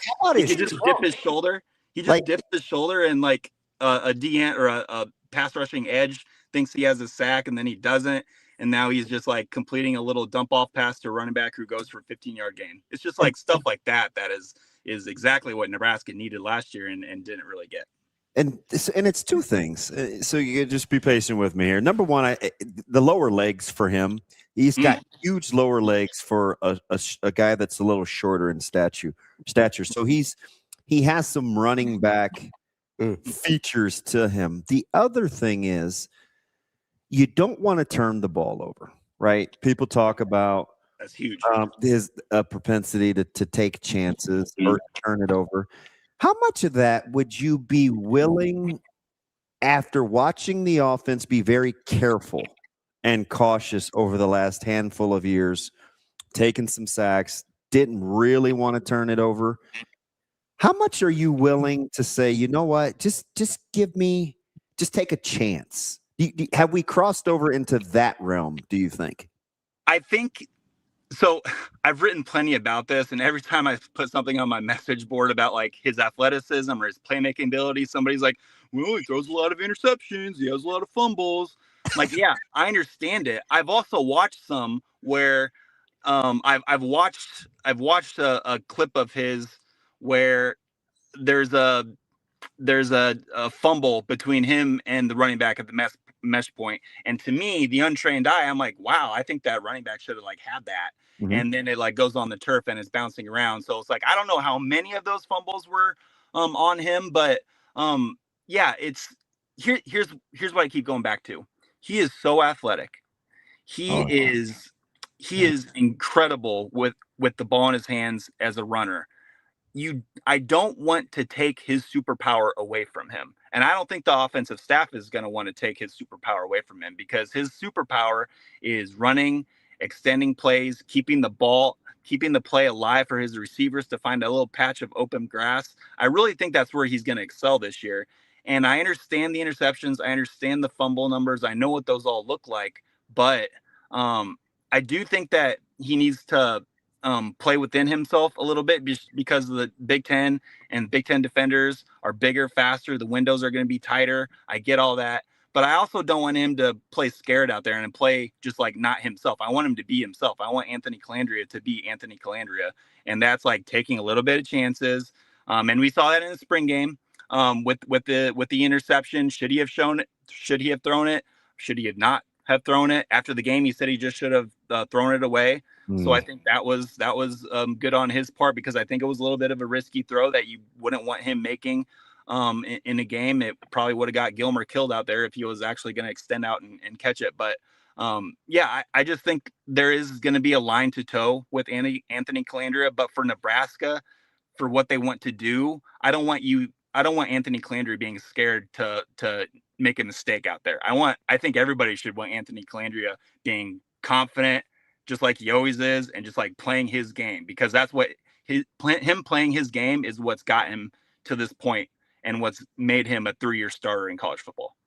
I mean, if you're looking at, obviously, I think a lot of people expect some, and I don't know if this is right or not, but I think some people expect some level of drop off statistically from going from the Mountain West to the Big Ten, which I think is understandable. But sure, like, let's say he does, I don't know, about 80% of his production from last year.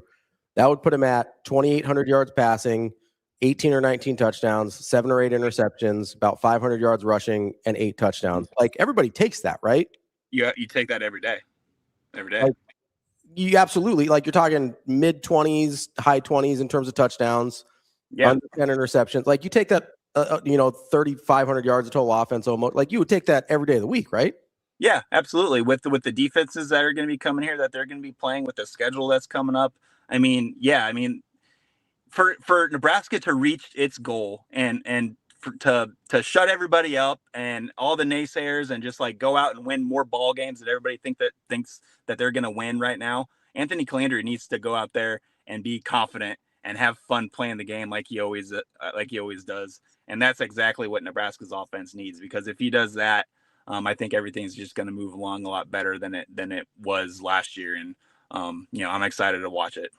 I try to watch for things other than the actual things that everybody's talking about, right? That's just my personality. And I came back from a practice one day, and I told Ravi one of the things that I was pleasantly surprised with was his accuracy, because it didn't always translate when I watched an abnormal amount of his tape, but hitting guys on the move and the level of, I almost want to say fun, maybe creativity is the word, that the wide receiver showed, knowing that he could extend plays, is something, unless you see it, I'm just using words, right? But I think it's undersold on the amount of freedom I think the receivers are playing with, knowing that plays can be extended. Like that alone, doesn't really show up and a stat, but it changes the way you attack the game, in my opinion, with your mindset.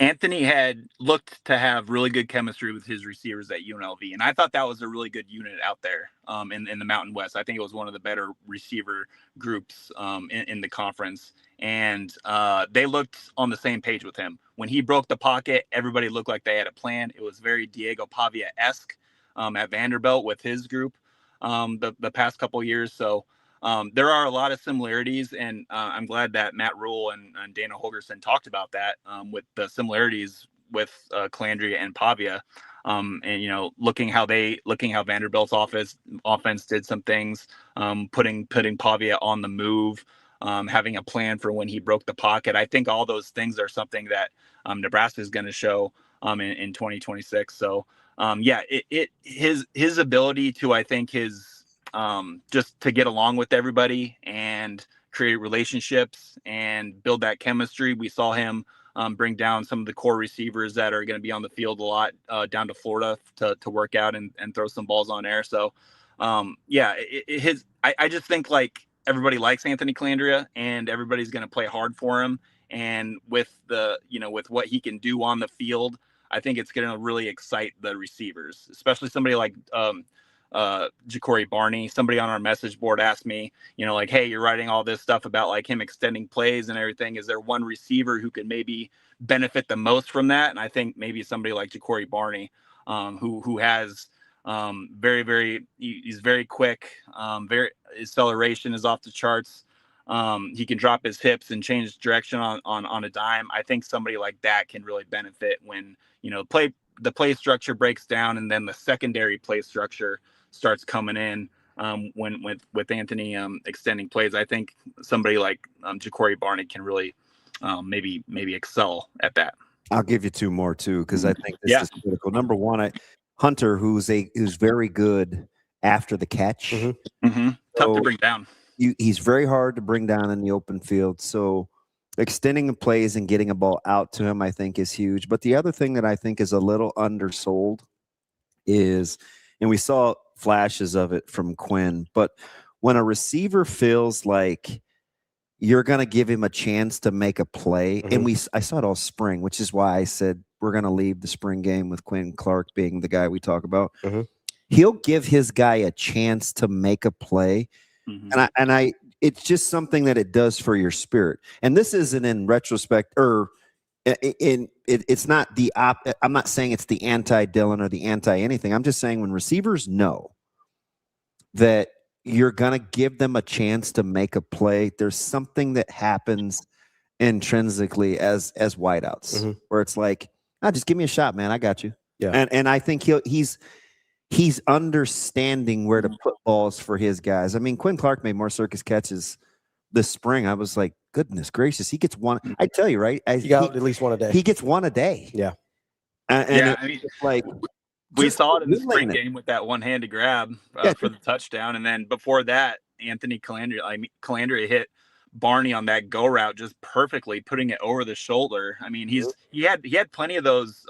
He's an accurate deep ball thrower. I mean, just watch the UNLV tape. He's putting the ball on guys' hands, whether they're catching it or not. He's still putting it on their hands. So I think that's, I mean, he's accurate on the run. He's an accurate thrower. And I think, and here's the thing, like you have to be able to have these conversations. If we can assume the negative and be all doomy and gloomy, I think it's important to be able to talk about the things that you can't actually see either. Like if you truly want hope, it's things like this that we're talking about, because you can't see camaraderie, you can't see chemistry, you can't see levels of excitement. Yeah, like how much difference does it make if Anthony Calandria just vibes better with guys than Dylan did? I think that's a thing. I think that's a real thing, Rob.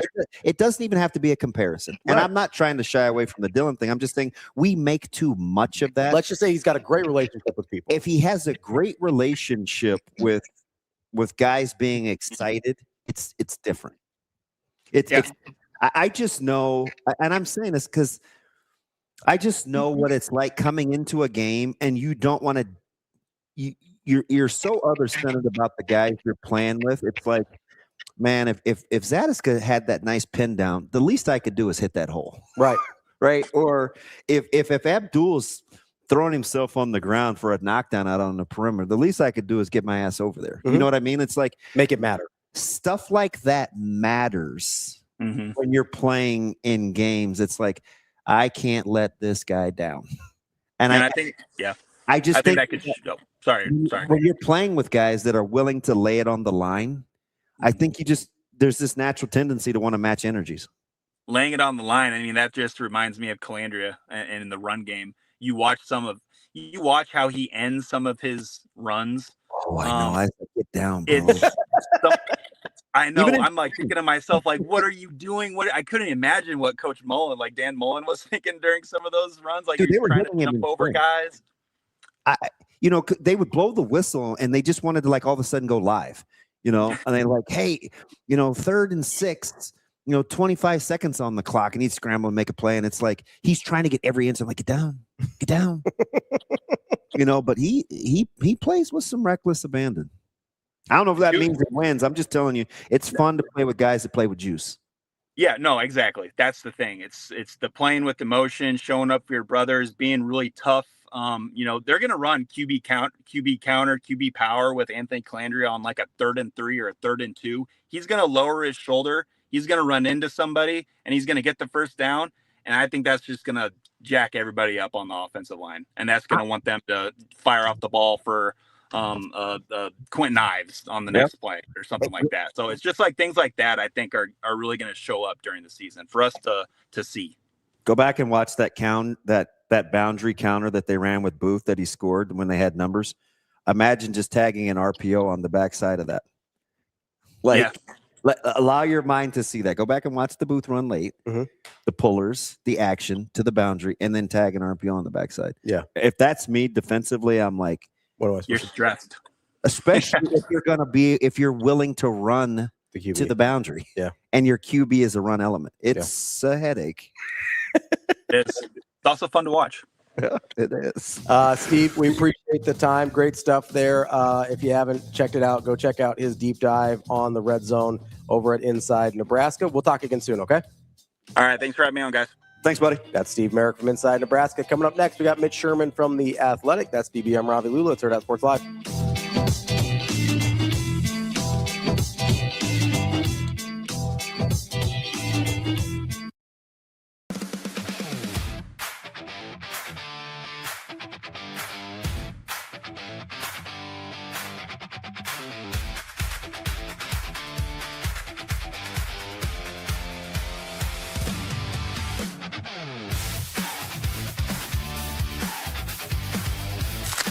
It's time for Stars, Stripes, and Savings at Edwards Nissan. Lease the 2026 Nissan Rogue Platinum starting at $349 a month.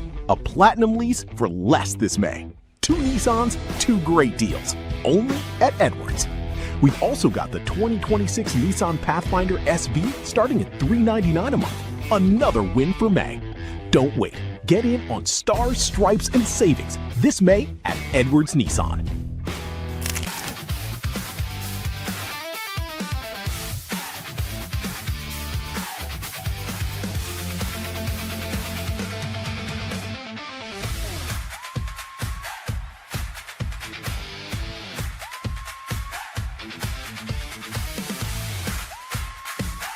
Well, we went to Super Regionals last year, so this will be the second time with Nebraska. But to do it at home in Lincoln, that's something we've never done. So everybody's just so excited. It's a blessing to wrap up a high emotion weekend like this and be able to wake up in our own beds tomorrow morning and have a whole week at home and not have to get ready to travel. And all we have to do is prepare. So it's huge. We're excited. Bowling was incredible this weekend. Such a fun atmosphere to play in. So we're just thankful for our fans for that. And we're thankful to be able to do it another weekend. Yeah, it's awesome. I think a little earlier I said that not many people get to actually live this dream, but it's a dream so many have, and we're just grateful that we get to, and to do it with each other. Like you said, it's not just 1 or 2 of us, but it is so many of us, and so it's really exciting, and you really feel our families too, and it's just great. It's a great experience.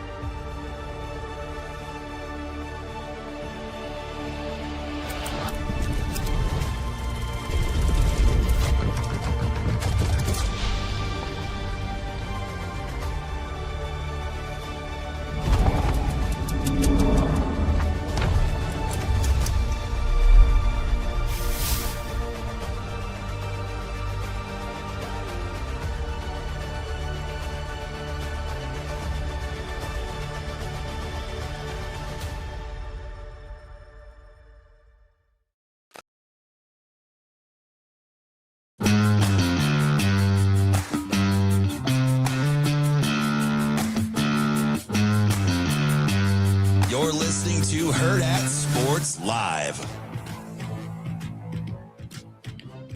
Welcome back, Hurrdat Sports Live. That's DBM Ravi Lulla here at Hurrdat Sports HQ. We are joined now by Mitch Sherman from The Athletic. Mitch, how are we doing this morning?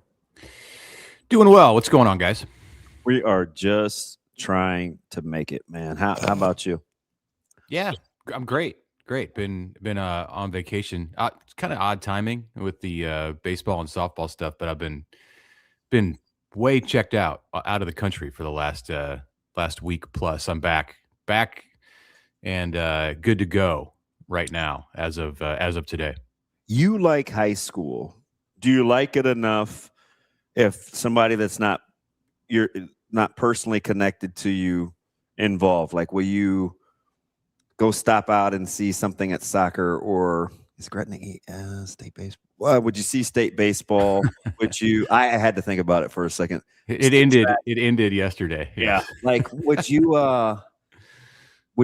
be out and about, or are you just thinking, okay, if I'm going to get out and be amongst the heathens, I'm doing softball or Big Ten baseball? Well, if work requires me to be at those events, the college events, then I'm going to be there. If it's just a personal preference, yeah, I don't know. It depends on the matchup in the game. Like this weekend, I'm going to make sure I get to Bowling for softball. I'm going to make sure I get down to Schwab soon for some Big Ten baseball. I don't know if any high school sports are on the agenda this week for me, but I'm absolutely in favor of going to see them and have plenty of times in the past, whether my kids were playing or not. How cool is it, or it's just part of the deal, I guess, that to think that both those stadiums you referenced, they'll have 17,000 represented, right? I mean, Schwab's going to get their 14 for baseball, or 13 or 14, and Bolin's going to get their 3K for softball. Mm-hmm. It's like plenty of love to go around.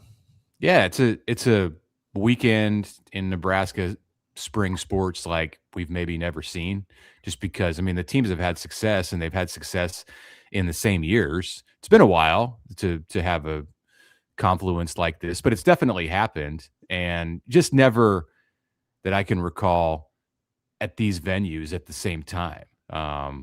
Look, I mean, Schwab has only been there since 2011, and Nebraska softball hasn't made the College World Series and hasn't had a home super regional in a long time. 2014 College World Series, and I just don't recall anything where there were this many opportunities for fans to go support these teams at the same time coming up in a long time. So it's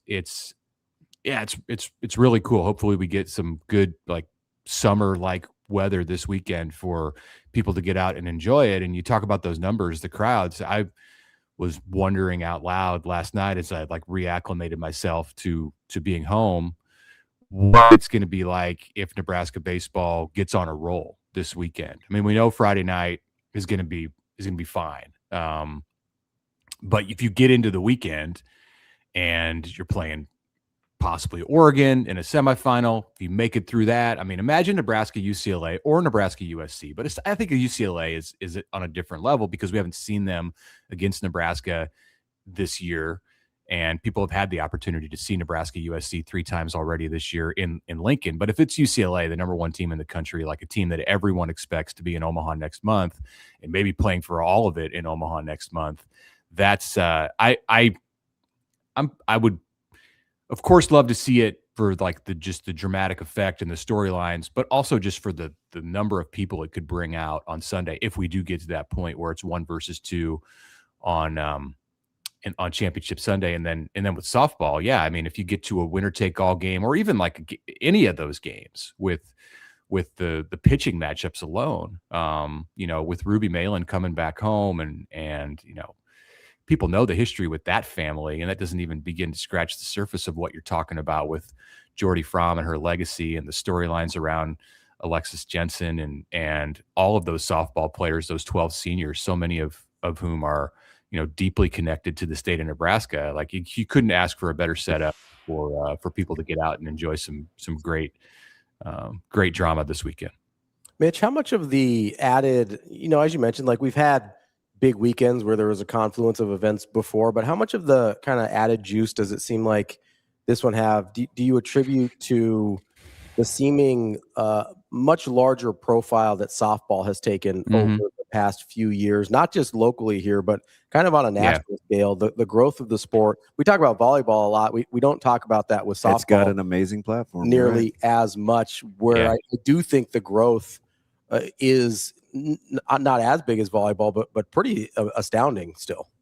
Yeah, the TV numbers that the Women's College World Series puts up every year always is always really impressive. And yeah, and they've made that event incredibly fan friendly. And I've not been to it in person. I don't know, maybe this will be the year. We'll see. Haven't gotten that far in thinking beyond this weekend, but I've not been to Oklahoma City for that, and would love to see it. Like, I think it's a bucket list kind of thing, especially having gone every year to see it in Omaha, and you get you have a certain kind of loyalty. I do to the Men's College World Series, and I think, well, nothing could top this. They do, it's all first class and huge crowds. Well, I don't know. I mean, I'd love to see what it looks like in Oak City, and the difference there, kind of to just get off topic, but the difference there is that the home team is always there in the Women's College World Series. I mean, Oklahoma is, I don't need to tell anybody listening probably, but they're a dynasty in women's softball, or in softball. Whereas it's not like that here. You've had it happen, 4 times in the history of the event where a home quote unquote home team has played. So that makes it a little bit different, I think, and maybe more exciting or maybe more unfair depending on your perspective. But yeah, overall, like, what's going on in softball is incredible. And you talk about a confluence of events, like the popularity of the sport, and then like Nebraska just like throwing gasoline into the inferno with the return of Jordy 2 or 3 years ago. It's like, she could not have, this all couldn't have worked out more perfectly, where the sport was gaining in popularity on a national level and people were picking up locally. And then it exploded in her last year, in her first year as a full participant at Nebraska. And everything that she said when she made that decision after her sophomore year at OU to come home, everything she said that she wanted to do has happened. And I think her impact away from like just the macro level of Nebraska softball, like University of Nebraska softball, will turn out to be much bigger. Like the way that she is growing the sport and the eyeballs that she's bringing to the sport in this state are on a different level even than like what they're accomplishing on the diamond. It's amazing that timing is so critical in things like this to have things take off. And yeah, it worked with volleyball too. Like with the Memorial Stadium match, they lit a match at the right time. Yeah. And that's kind of I know the numbers are smaller, but that's kind of what's going on here with Jordy and Nebraska softball. And they're uniquely positioned, Mitch, with a budding superstar in her own right, and Alexis Jensen, who you've seen since she was a kid, right down the street, ready to assume the mantle. Yeah.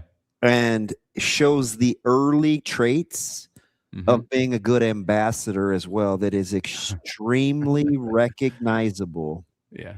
And is becoming more comfortable. They shut her down with the media, and at the right time late in the season. Like, she's just chomping at the bit to be it's a nice position to be in if you're going to carry on this trajectory. I guess now that you say that, I hadn't even noticed that we haven't seen Alexis in interviews, and it was intentional. Yeah.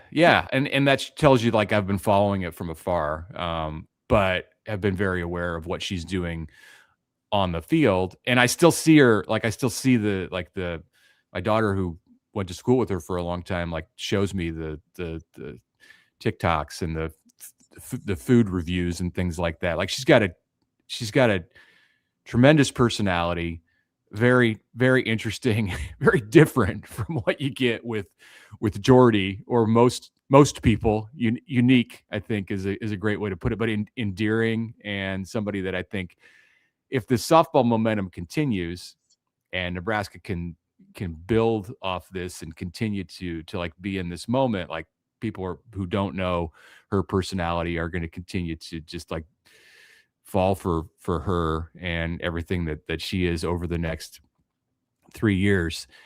It's hard to say, okay, like she's just going to pick up where Jordy is leaving off, because Jordy has this incredible ability to be better in the big moments. And I think you saw it in the regional. Those were, obviously they were tight games, but she's not a person who you worry about when it's 1-0 and some adversity is struck and there's a couple of runners on base. Like, that just because of the history and what she's done, literally won multiple national championships. It's so rare in sports, period, whether it's college sports or pro sports. It's so rare to find somebody who is at the absolute top, just from a skill and talent standpoint, and then also has a burning competitiveness that allows them to take it to another level when the stage is absolutely the biggest that it gets. Like, you just don't get that. And you can look through college football and the cases are rare. Like, I mean, Fernando Mendoza showed it for Indiana football this year, but it's so rare to have that combination, and she definitely has it. Mitch, as we switch over to baseball here and talking about building on things, do you think this is an opportunity for Nebraska baseball to kind of continue to build? They've had a solid last 3 years, but I think last year was a little older, maybe disappointing for people in some ways, even though they end up kind of going through the Big Ten tournament run. Mm-hmm. But do you think there is that same opportunity in terms of just building the program, not as much building the sport for the baseball team as they head into the Big Ten championship? Yeah. And you've seen a real switch in the way that Will Bolt is constructing his roster that I think is smart. And like, he's of course very, very aware of the landscape of college baseball and of all of these sports that we follow closely at Nebraska. None of them, just like from the ground up, the structure of the sport and the way that you have to work in order to build and sustain a winning program, none of them are changing. I mean, you could maybe say football, but that's because there's so many more moving parts in football. But taking football out of the equation, none of them are changing more than baseball, where you're going in a short period of time from 11.7 scholarships up into the 30s. And it isn't just as simple as throwing money at it. I mean, you can see it this year in the way that the teams around the country are performing, the ones that you expect to be great and see as great programs year in and year out. And look at the defending national champ, LSU. Look at, Arkansas is going to get into a regional and might come to Lincoln as a number 2, but this is not the same Arkansas that has been a national championship contender. I mean, they may get hot and win the national championship. They have talent, but it hasn't been that kind of a smooth ride for Dave Van Horn this year. The same thing at other programs in the SEC and around the country. It's way more. It's just a way different in how you build it. And at LSU, right. That's where I started with it. LSU. Ask LSU. Some schools are figuring it out. I mean, Texas is doing fine with it, but you have to be smart about it, and you can't just be like, we're going to spend as much money as we can and get the best players, because the chemistry is not always going to be right. And you can be smart and the chemistry won't be right. But I think Will has it figured out really well, and you've seen a shift in the way that he's recruiting, and they've gone heavy on the JUCOs for next year. And I think that's all in an attempt to just take advantage of the moment and know what's at their disposal, what they can do. They want to stay. They're old right now, and they want to stay old in order to keep this going. So yeah, I think that they are definitely like hitting their stride. That's that coaching staff and keeping this going. It's not a 1-year thing right now, because they're consistently going to the postseason. But I think they can build on this with this formula and keep it moving next year. A couple teams are starting to really get it going come tournament and play time. The SEC is going to be a gauntlet. So you always look at teams like you mentioned Arkansas. They're figuring it out. Mm-hmm. Florida's a team that's a little scary. You've got West Virginia. a team that is a little scary when you're kind of looking at somebody outside of, like, let's say the top 4 or 5. Because I don't get 2 questions. Let me get this first one out. Somebody outside the top 4 or 5 that's maybe coming from off the grid a little, that you're like, I have my eye on them. Well, I would definitely say Arkansas. Even without watching them play much and just glancing at their record and the path of their season, I know that there's a ton of talent on that roster. You know, I know about Cam Kojal, and I know the guys around him, and it's just not a team where, on one hand, like, if they get put in your region, you say, okay, like, what's your goal? Is your goal to win a couple of games in a regional, or is your goal to make it to the College World Series? And if the answer is your goal is to make it to the College World Series, then you should have no issue with a team like that coming to your region, because to get there, you're going to have to go through somebody like that at some point. So you sure you want to prolong it? Yeah, I mean, that's an option as well. But if you can get him at home, then by all means, like, just bring it on. And then, like, if you get over that hurdle, then your confidence is through the roof. But it would be a very tough out. I mean, Vanderbilt has a very pedestrian record and is not a team that's been like in the top part of the rankings. They look like dog in the rankings at all, but like, they're dangerous. Kentucky yesterday for most of that game. You know, there's going to be, I don't know if you know, but I think there are going to be, and I think you kind of alluded at this, Damon, there are going to be at least 1 and maybe 2 teams that make it to the College World Series who did not have good regular seasons and got hot at the right time, and probably are in that category of teams that we've seen here in the past and have big names and big time coaches who just got it figured out in late May and in June. And that's interesting. It's different. It might be Coastal, because they're capable. Sure. And now all of a sudden those arms are healthy. Yeah, sure. Like, it could be any, and it's funny, like, that they're a legacy program at this point. Like, they've been here multiple times and have made noise. So yeah, put them in that category. I was thinking more in the line of Vandy or Arkansas or Florida, but yeah, it could. Tennessee's got a run in them. I don't know. Arkansas today. Yeah, I don't know. I mean, they've of course been through a coaching change in the last year, and you know, I think that Vitello was a big part of the reason that Tennessee had the attitude and all the aura about them over the last few years. I mean, obviously huge amount of talent as well, but like, he was an engine.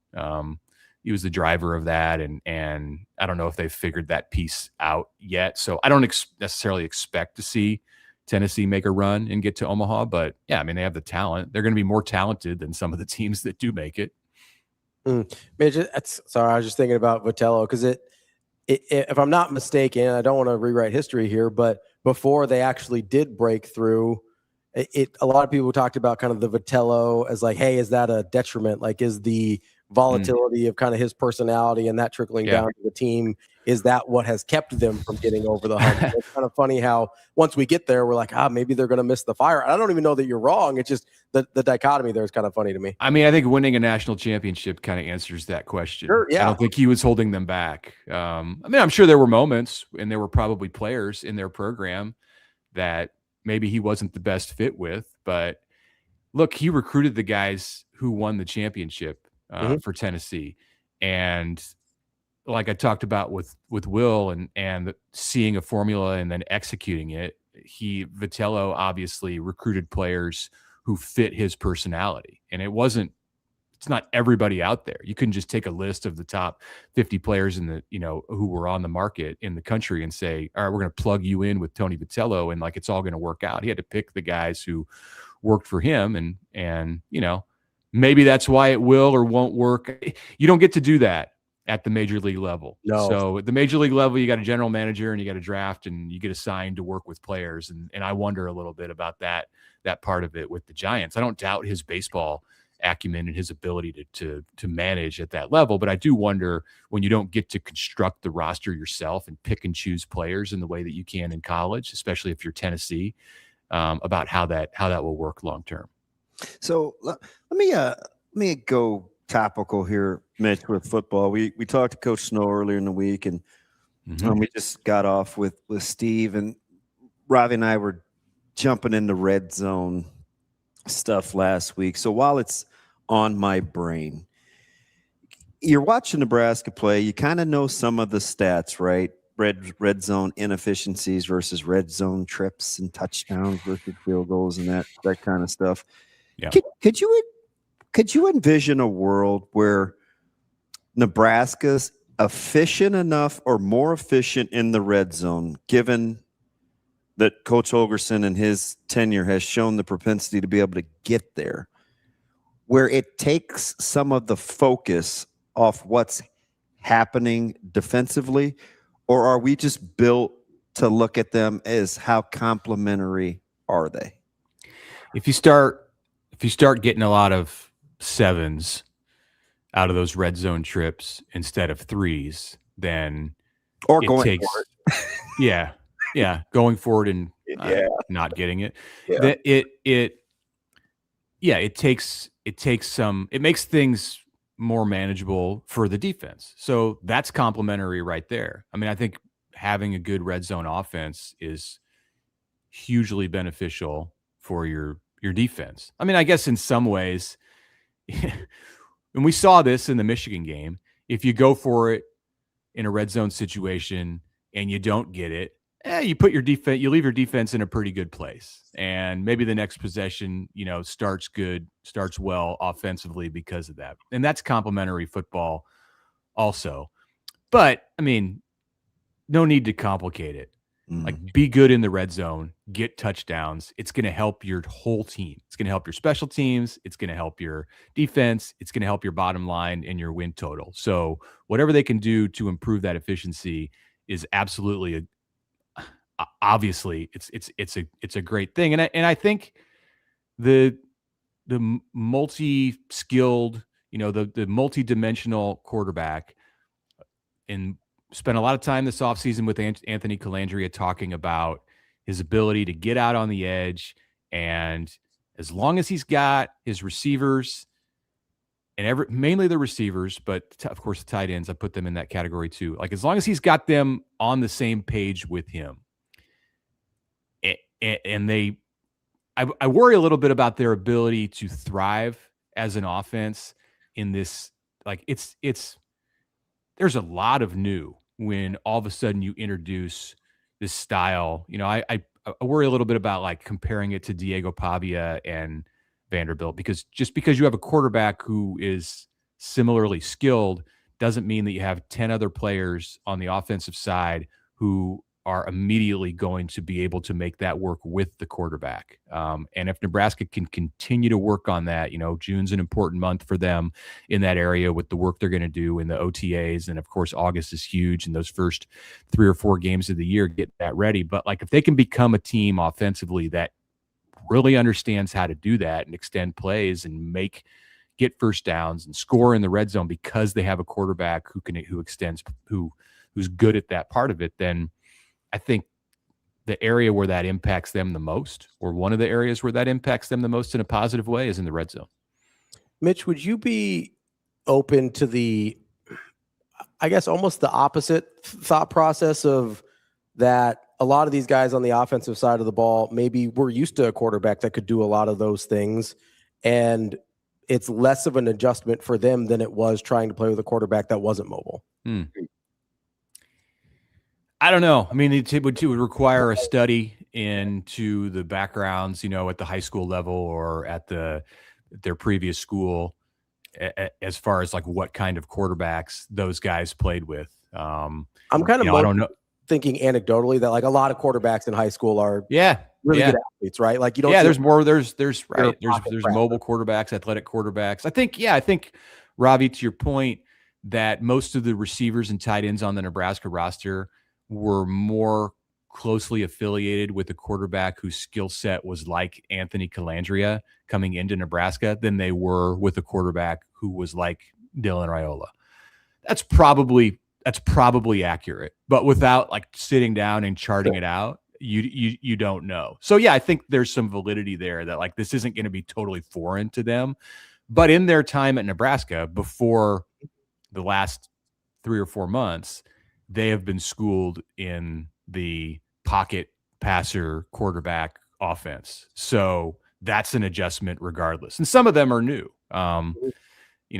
Quasi Gilmer, like it doesn't matter what the Dylan Raiola offense was like for him. And he played with Nico last year, who was as good as existed in the Big Ten at doing that kind of thing. And he thrived in that offense. So that he should plug and play for multiple reasons. And I don't have any reason to believe that Isaiah Hunter and Ja'Cory Barney and Quinn Clark and Luke Lindenmeyer, like I think all of those guys are suited to be able to do it. They just have to get used to it, and you don't walk in the first game like everything goes perfectly. So the schedule sets up nicely so that they can get rolling. And it sounds like that's going to be a huge component of the offense. So I don't think you can underestimate how big it is for the need to have receivers and tight ends who are comfortable in that system. I kind of look at it just at its core, Mitch. I was saying this last segment where if I'm there's kind of this responsibility you feel with other guys. If your teammates give you the sentiment that they're laying it on the line and they're kind of gamers, which AC seems to be, it's almost like you feel this. There's this underlying thing like, man, this guy's out here running around trying to make plays. Not only is it exciting, it's, I owe it to lay it on the line too. You know what I mean? Like there's just these weird things emotionally that happen when you see guys attack the game. I was listening to Thomas Davis played at Carolina, the Panthers, and he was talking about playing with Steve Smith and how watching Steve Smith play like ignited that football team. You know what I mean? Yeah. Like he's like, this dude would just throw he just reckless abandon. So it's there's definitely something to it. I think this style of football, a lot of it is about effort and want to and being inspired and just having the skill set to do it. But there's also a part of it that's knowing what to do. I mean, I don't doubt that Isaiah Hunter and Quasi Gilmer are fully capable of doing whatever you're asking them to do as athletes in an offense. Big, strong, like they can run, they can block, they can catch, they can out physical defensive backs. They can do it all. But they also have to know what to do, and they have to be comfortable in that situation. Like you just because they have it in them doesn't mean that it's all going to come out right away. So again, that just goes back to the importance of spring and summer and camp in September and all of that, and figuring it out so that when the games get really big and they start playing in, it just let's not even go to Indiana. When they go to Michigan State, when they go to Michigan State, like it's not going to be an easy game. Like it's you get ahead of ourselves and say, oh, Nebraska's going to be 5-0 when Indiana comes into town. It's like, well, hold on. Like, where have they shown the history of being able to go to East Lansing? I don't care if it's Pat Fitzgerald's first game back in the Big Ten. Like, it's a Big Ten team on the road. Like, they want to win too. They know how to win too. They have resources too. That game, like that's when the stuff is going to hit the fan at some point. And how comfortable are those players in the offense in being able to mesh and work with Anthony Calandria so that when they get in those spots, they score touchdowns and instead of committing turnovers or being forced to kick field goals or go for it on fourth down. That's Mitch Sherman from The Athletic. Mitch, great stuff as always. Hope you enjoyed your vacation, and we'll talk again soon. Thanks, guys. Hey, Mitch. That's Mitch Sherman from The Athletic. Good stuff there. It is. It's fascinating. I always look at the psychology of it. And it's an injection. I do. I am. And I think he's failed enough. He's been through it a little bit. So I like that too. Yeah. I don't want the first time you fail to be here. Right. Like I want to see that you're capable of getting through it. It's kind of a weird thing to gravitate towards, but you get it. No, I 100% get it. Like failure is the and more accurately, the ability to overcome or come back from failure in my opinion, is the greatest indicator of future success over just about anything else. Like if I know you can go through it and come out the other side and be successful, I will bet on that. It's like 90% of it, man. That's, you know what I mean? Like it is. Yes, I do. I mean, I know you do. Yeah. Like, but like that's the thing I'm willing to bet on. So that's, you know, I'm sure people have kind of noticed like in the last, I don't know, year and a half, whatever, started to gravitate when we're talking about like, you know, just guys that play hard, guys that are competitive, guys that, you know, have been through something. Like I think that's way more important in winning and losing than we give it credit for. Right? We talk about a lot of other things, but I think, you know, we bring up Indiana, and I don't like to use them as the example in terms of expectations, but I do like to use them as an example in terms of what is the secret to actually winning, right? Because you look at it, especially 2 years ago, the first year was Cignetti. Nobody was enamored with that roster. Not a soul, right? Chris Rourke didn't get drafted #1 overall. Yeah, I'm asking our guy from pigs.com is, I mean, can Surratt really play? Yeah. Remember that at Deer Creek? Yeah, and I asked him, I go, what does an FCS roster get you in the Big Ten? Yeah. I asked that question. And apparently when everybody is on the same page and plays their ass off and there's camaraderie. It's pretty good. Like, yeah, that'll be fine. That'll work. And if you ask me the one thing that's been missing on a consistent basis from Nebraska, it's all of those things. I've never been like, I understand there's a talent gap between Ohio State and Nebraska. I'm not having that conversation. The conversation I'm having is there actually a talent gap between Minnesota and Iowa and Wisconsin and Michigan State and Northwestern and Nebraska? Because I don't think there is. I think there's an everything else gap that we haven't been able to close. But I don't think it's been a talent issue. Like Pete, I think do we unplug something? I don't know. Maybe. Do we hit the power strip? Yeah, it might be the show. All right. Well, show's over. What, can you not hear? Just end it, Shane. Can you not hear me? Just end it.